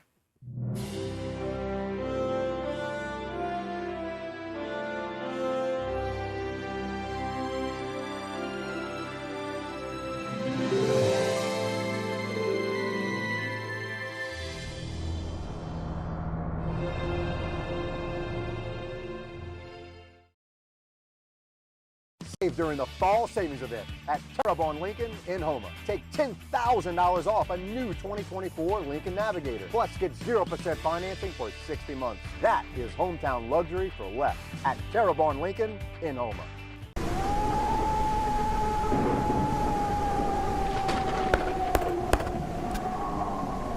And as you can see behind me, the fury now is starting to happen. The wind's now probably a steady 30 miles per hour, and you'll get gusts from 40 to 45 miles per hour. Of course, that's probably the outer winds of the storm, and if this is the outer winds of the storm, believe me, I don't want to experience the fury of a 140 mile per hour wind.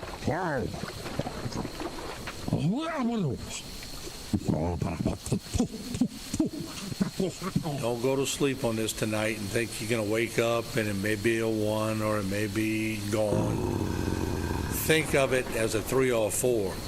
Now let's track this hurricane, because all indications are it's coming right for Terrebonne and Lafourche.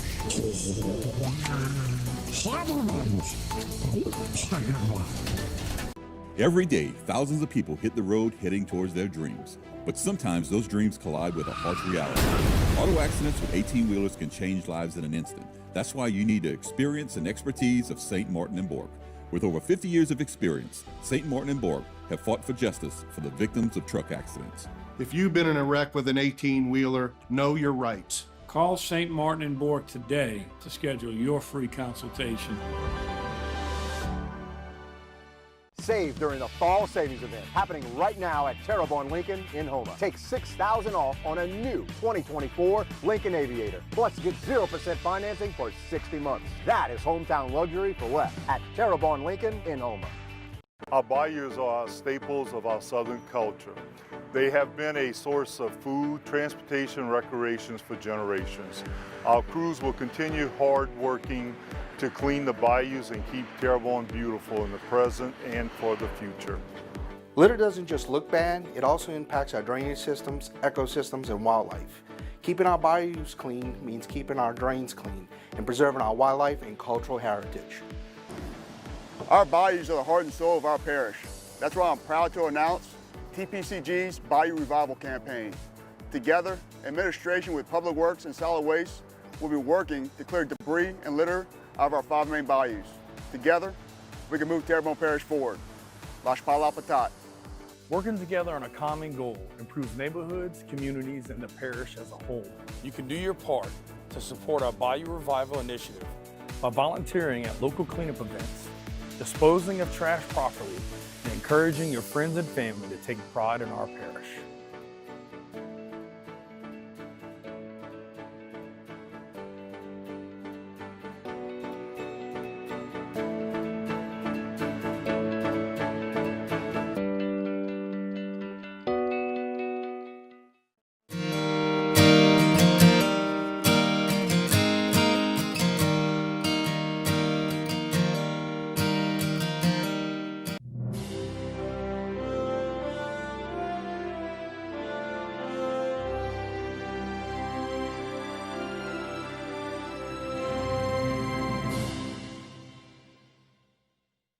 right, straight up 11 o'clock. Thank you for joining us. Lonnie Thibodeau along with Tanner McGee and Clyde Hamner.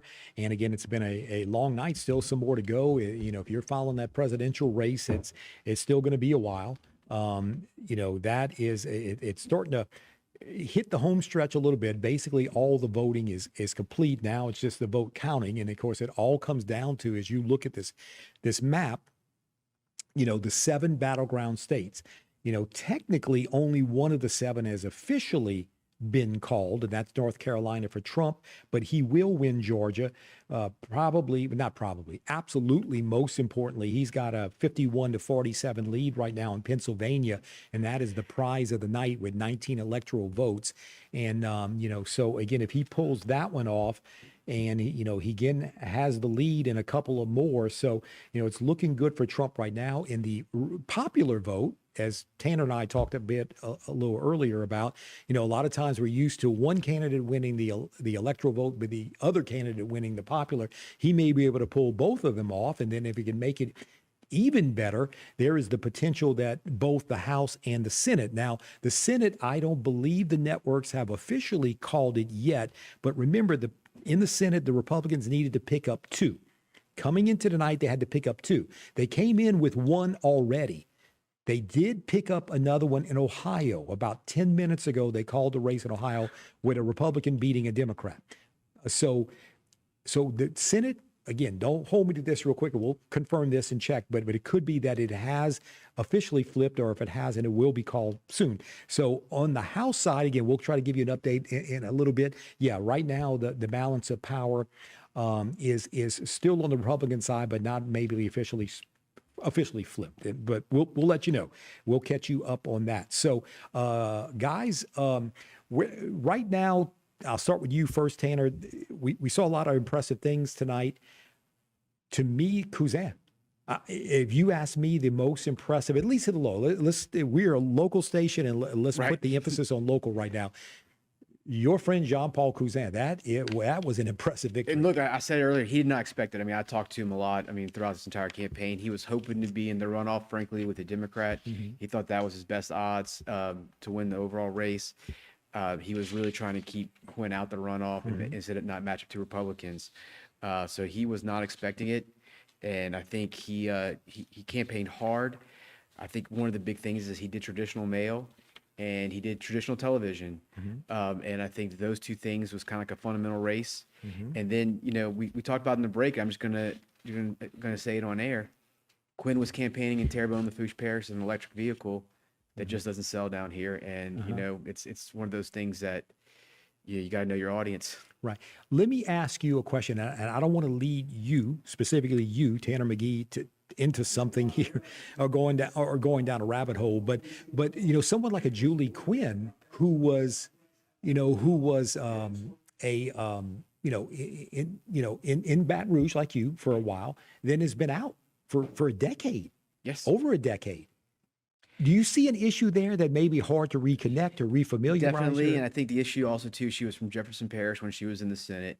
She had moved to Baton Rouge. So Baton Rouge it was her base for this election, but it really wasn't truly a base. I don't think she'd been there long enough to establish the kind of roots that she would need to take on. I mean, she lost Baton Rouge to Jean Paul, which was technically her base. I mean, that was when that happened. I think Jean Paul, from our conversations, was hoping to keep Baton Rouge close with her winning it. Right. Win in Terrebonne, Lafourche, win in his home parish, and it didn't work. It worked out the other way because she never established herself there. Exactly. Now, Clyde, let me jump to you real quick again, kind of as we're getting a little bit closer to the end here, as we kind of recap.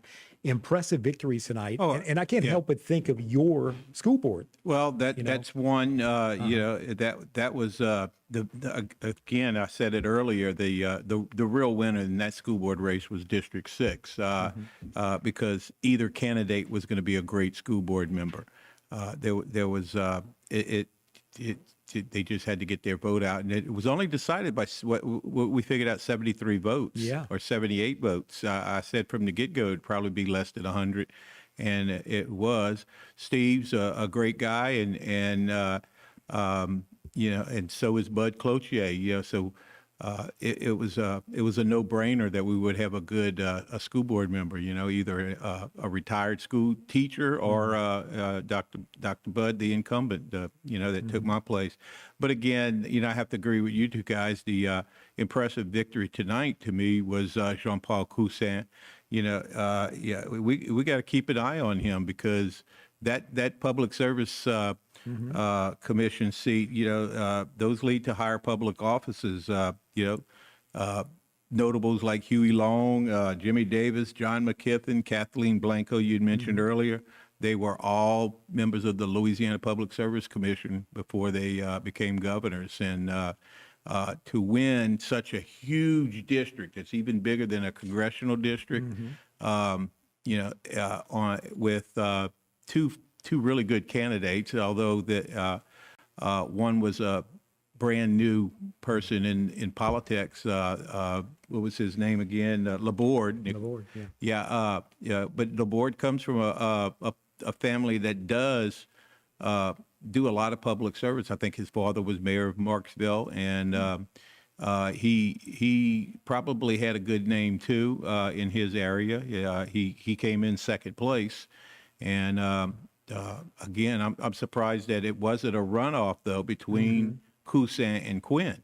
Yeah. But whatever Cousin did, Jean-Paul did, he did it right to win with such a large margin at that. And think about it, guys, and we got 30 seconds before we go to the break, but, that possibility of two Republicans in the runoff. Ooh. Yeah. We're kind of not used to that. And think about it. In a weird sort of way, there was two other options. Well, what if somebody wins outright? That possibly, maybe, but it happened. And then number two, it could be the Democrat and the Republican, which seemed kind of unlikely to, but, guess what happened? So, okay, we're going to take a break. When we come back, we're going to kind of regroup and kind of see where we are, kind of bring you up to date where we are on the presidential race. Things are getting a little bit closer, but we're not technically, only one of the 7 has been called. So we'll let you know where things stand right after the break.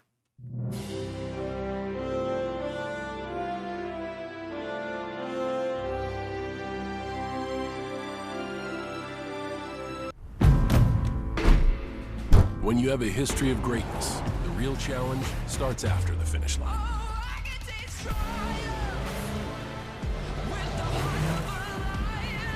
When victory alone isn't enough, you chase something greater, no matter how difficult the path. On the dirt, in the sand, and beyond.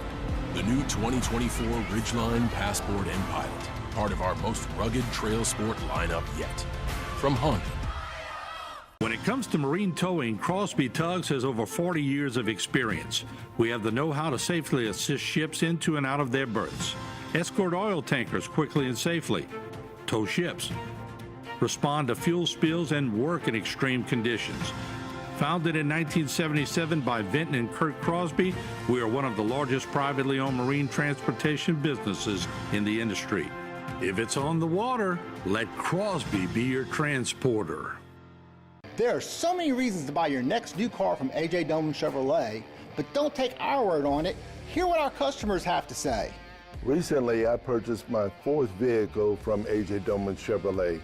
Why? Because they build relationships here. Their service team has kept my vehicles running like new, and their sales team has done things for me that I never expected from a car dealership. A.J. Doman Chevrolet, serving the area for over 38 years, at the foot of the Morgan City Bridge in Berwick. Domestic violence is daunting, and the psychological effects can do enduring damage. Obviously, all abuse needs to end. But how? The Terrebonne Parish District Attorney's Office is dedicated to ending domestic violence and helping those who have already experienced it. Our office supports many programs that educate and adjudicate abuse towards women. If you are a victim of abuse, call the Terrebonne Parish District Attorney's Office at 873-6500.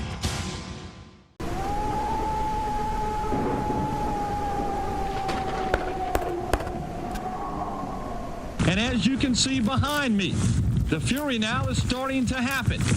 The wind's now probably a steady 30 miles per hour, and you'll get gusts from 40 to 45 miles per hour.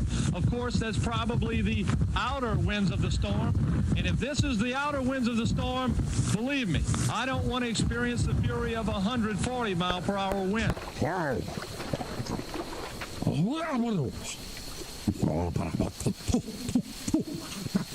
Don't go to sleep on this tonight and think you're going to wake up and it may be a 1 or it may be gone.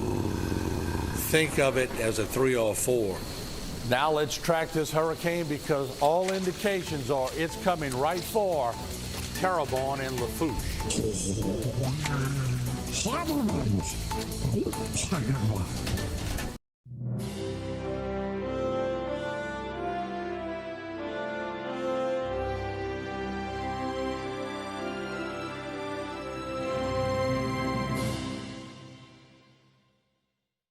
All right. Thank you for joining us.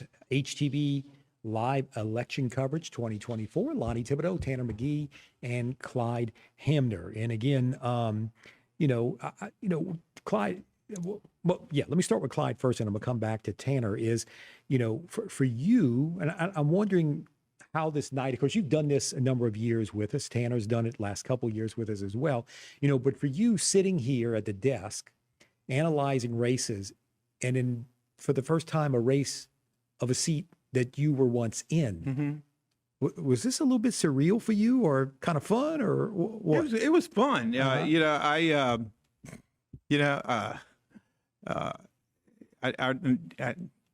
haven't really thought about it, because it's now Bud's seat, and Bud's the school board member for District 6, and he's doing an excellent job. I missed the seat. I have to admit that, because when I got drafted, and I always say I got drafted to run for council, because it wasn't my intention to do so. And then when I actually did put my name in the hat and I started running, you forget about all that, and you concentrate on what you're doing at the time, and because that's the way to win. And knocking on those doors in District 6 is what it takes, and letting people know that you're interested in being their representative, whether it's a school board seat, a parish council seat, a Senate seat, or in the House, a legislator. People in District 6 want to see you out there working for it. They want to know that they're going to have somebody working for them that is going to take care of what they need. And I loved getting those light bulbs on their street lights changed, and and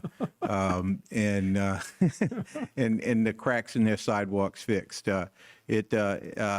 Every issue is important. It doesn't matter whether it's a street light or a repaving a whole parish road. Every issue is important to those individuals that are facing that issue, and that's what you got to keep in mind when you're dealing with local politics. Is that they all want to be heard, and it doesn't matter. Again, it doesn't matter whether it's a small issue or a big issue. They're all important issues. Two things I want to bring up. I'll do the quickest one first is, thank you for reminding me of that last 30 seconds, because it reminds me, of course, that I live in your district, and I'm sure, let me think. Don't tell I'm sure me there's you got have to a be light something I bulb. need. Don't tell me you need a light bulb changed. I need to think about it. But I'll ask Regina when I get home. I'm sure there's got to be something, and I'll call you.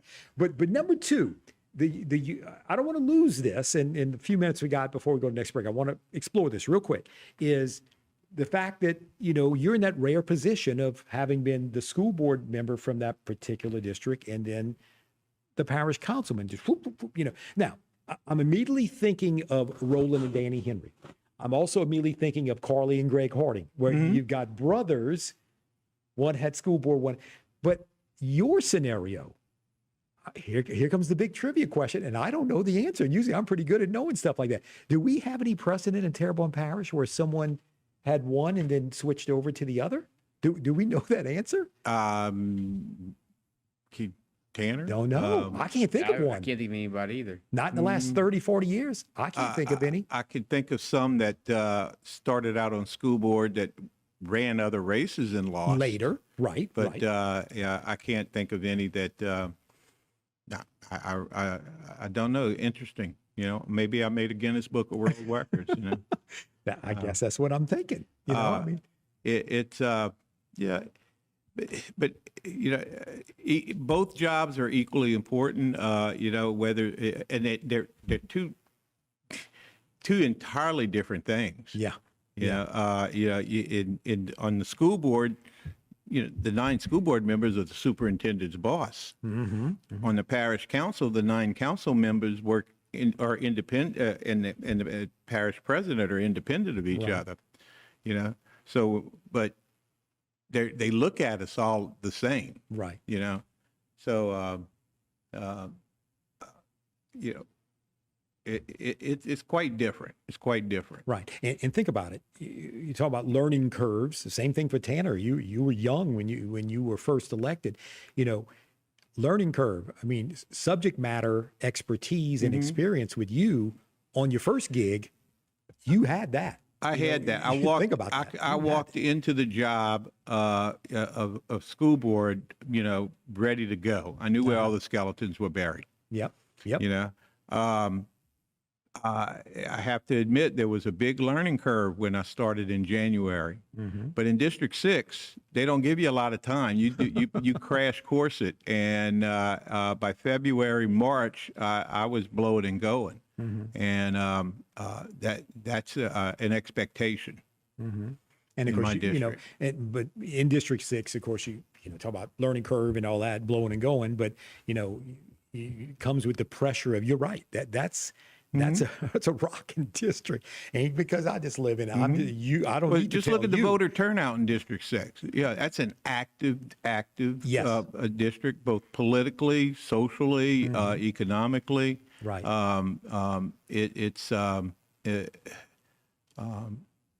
Yeah, they have high expectations of their elected officials, and they expect to see, you know, some meat for their. No, you're exactly right. Well, look, what we're going to do, we're going to take one more break. We're getting a little bit closer to the end. Again, right now, the determination is going to be, of course, the presidential race. Will it be ultimately decided tonight? No, it will not. We all know that. You know, in some states, it's already been said or announced that, I think it's Wisconsin or whatever, Secretary of State said it won't be till midday Wednesday. The networks can project who they think's going to win, but it won't be final till tomorrow. So again, the president's race will not be final tonight. But again, let us kind of recap within the next couple segments and see where things are. And again, everything local is final. So we'll recap that before we get off the air tonight. So thanks for joining us. Thanks for hanging in there. And we'll be right back right after the break. Thank you.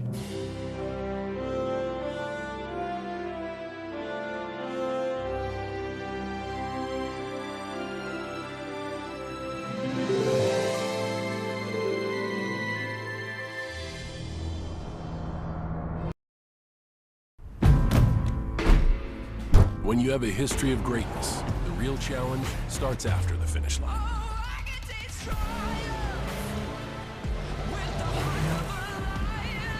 When victory alone isn't enough, you chase something greater, no matter how difficult the path. On the dirt, in the sand, and beyond. The new 2024 Ridgeline Passport and Pilot, part of our most rugged trail sport lineup yet. From Honda.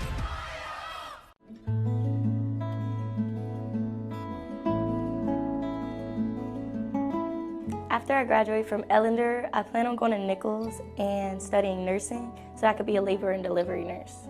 I appreciate being nominated for this award because it honestly just shows me that my hard work didn't go unnoticed. Sometimes I do feel like it's not worth it, but honestly, this just makes me feel a little bit better about it.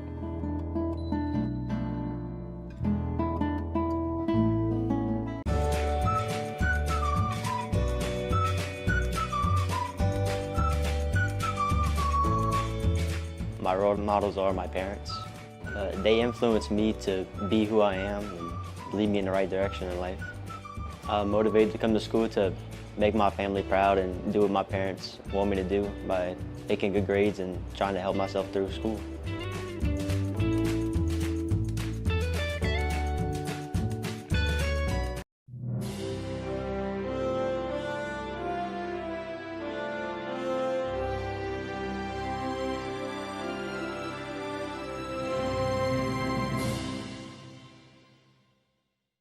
All right, we want to thank you. It's our final segment. Want to, thank you for joining us tonight. It's been an interesting night. We do realize that everything's not final. We can't look at you right now and tell you who the president is going to be. We know where things are trending right now. The phrase red wave has been thrown out, at least over the last hour and a half or so, as some things are happening.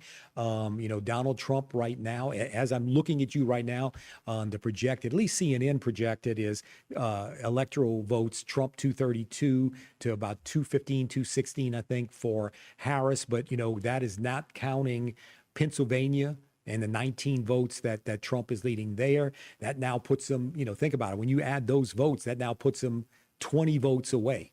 And he's leading in several of the other battleground states. So right now it's looking good for Donald Trump, but it is absolutely far from final. And we want to make that very, very clear. So in the last few minutes before we wrap up, again, Tanner McGee and Clyde Hamner have been with us. We keep harping on Jean-Paul Cousin, the impressive Public Service Commission. You're his friend. I'm sure you got a story. I do, and it's a great story for this area. After Hurricane Ida, I went down to Chauvin to do pass out supplies, do all the stuff we were doing, and unannounced, did not call me, did not tell me. I've come home and he's cleaning up my yard in Houma, picking up all the tree branches, and he brought a friend from Lafayette, the two of them. Cleaned up the entire yard. I mean, to the T. When I pulled up, he was finished doing everything. I didn't have power at my house, so he's sweaty and everything. And I said, dude, what are you doing? And he's like, man, look, you need to take care of your constituents right now. You can't worry about your own house. So I'm here to take care of that so that you can go out there and help everybody else out in Terrebonne Parish. So he's very familiar with the district. He didn't take any photos while he was here. He didn't go do press ops and all that kind of stuff. It was strictly got in his car, drove 2 hours back to Lafayette as soon as it was done, cleaned my yard.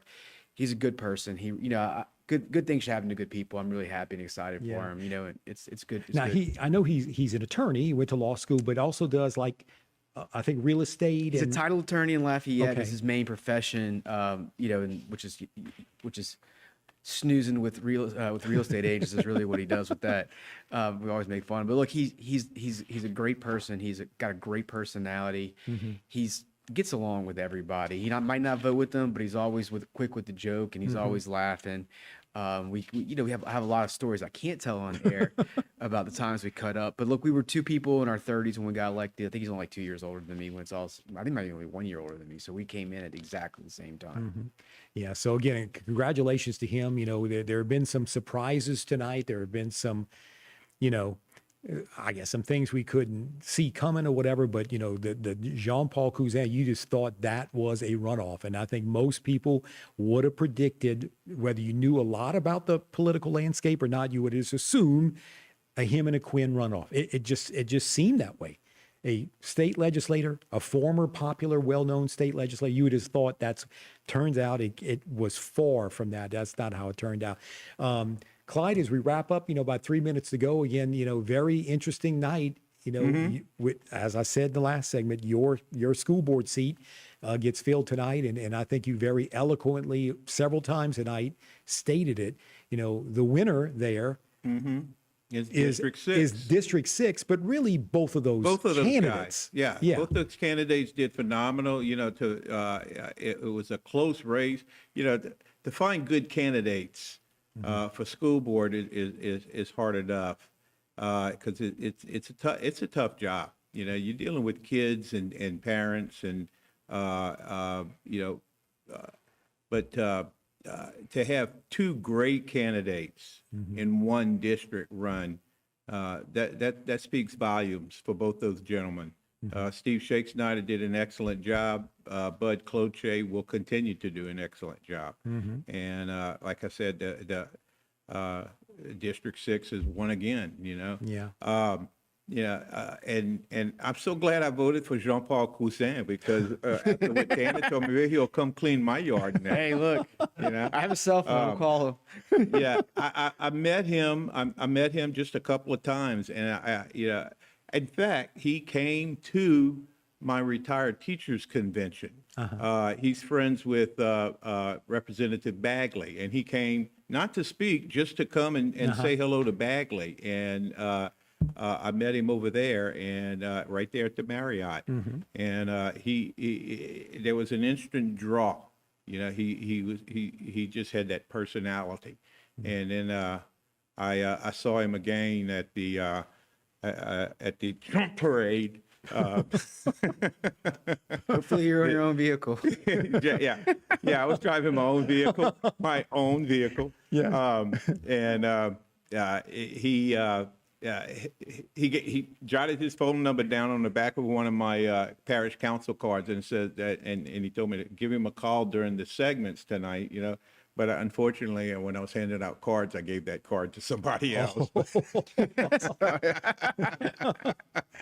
Well, look, I tell you what, 30 plus years that I've done this, you always think of candidates, some who may still be around, some who did it for, you think of someone like Tanner, meteoric. I terms. think we're going to see I don't think stuff coming out of Tanner McGee. I don't think we've seen the last of him, but those 2 I terms. can tell you we have it.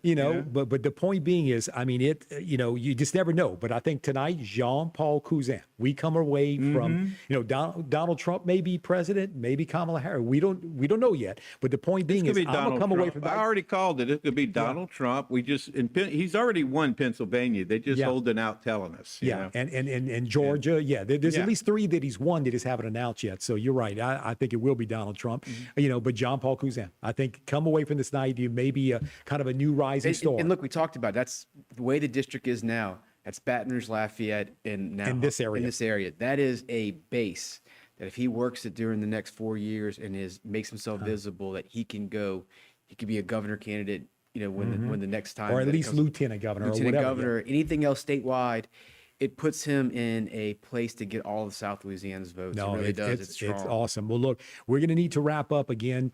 Clyde Hamner and Tanner McGee, great job, guys. Really honored to share the desk with y'all tonight. It's been a wonderful, wonderful night. I want to thank Martin Falls and want to wish the best to his sister Myrna at home watching tonight. All the crew and Sean and Jason and Dwayne and everyone else. And thank you so much for watching us. And again, structural heart disease refers to a defect in the heart's valves, walls, or chambers that keeps the heart from pumping blood properly. Valve or structural heart problems may be present at birth or develop over time. Your risk increases if you have high blood pressure, plaque buildup, history of heart attack, take certain medications, or have certain heart infections. The Structural Heart Program at CIS and Terrebonne General provides innovative solutions and devices with the latest technology to bring the best possible outcomes for patients. Learn more at cardio.com.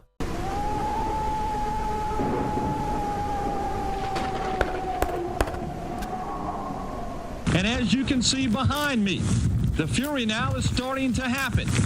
The wind's now probably a steady 30 miles per hour, and you'll get gusts from 40 to 45 miles per hour. Of course, that's probably the outer winds of the storm. And if this is the outer winds of the storm, believe me, I don't want to experience the fury of 140 mile per hour wind.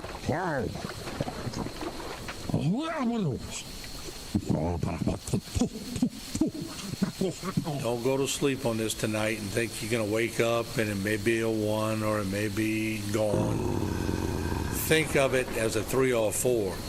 Now let's track this hurricane because all indications are it's coming right for Terrebonne and Lafourche.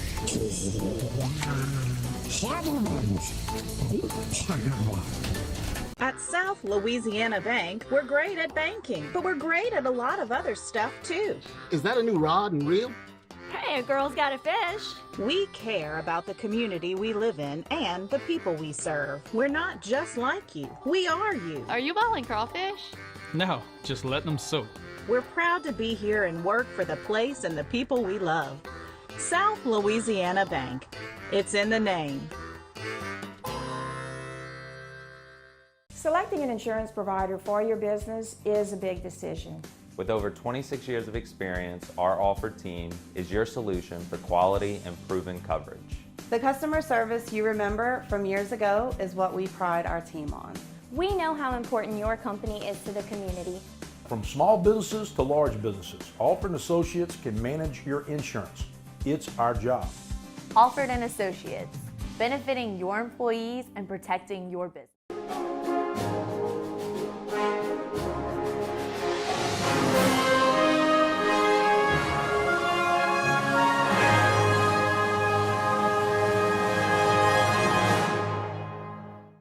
Hello again, everyone, and welcome to this segment of One-on-One. I'm Martin False, and today our guest, well, he knows the levees backwards and forwards, and we're going to talk a lot about that, but we're going to also talk where he got started, who was his influences along the way, and how he maintained such an important job in our community.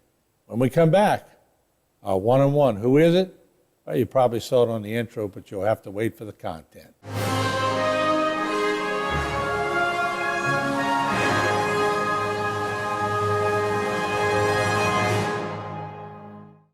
One-on-One is brought to you by the law office of Waits and Downer. Waits and Downer. You or someone close to you has just lost a loved one to someone's negligence. How did this happen? And why is it so hard to get information? In times like these, there is one firm who has handled hundreds of catastrophic and lost earning cases. Before you settle fast with a company's attorney, give Waits and Downer a call. 985-876-0870. Waits and Downer. Gen Gators Power Systems is the area's leading Kohler standby generator solution, specializing in maintenance, repair, and installation on all major brands, from gas to diesel and 2kW to 2000. Home or commercial, our team has you covered. Our factory-certified technicians and installers are highly trained to provide response and repair when you need it the most. We service what we sell.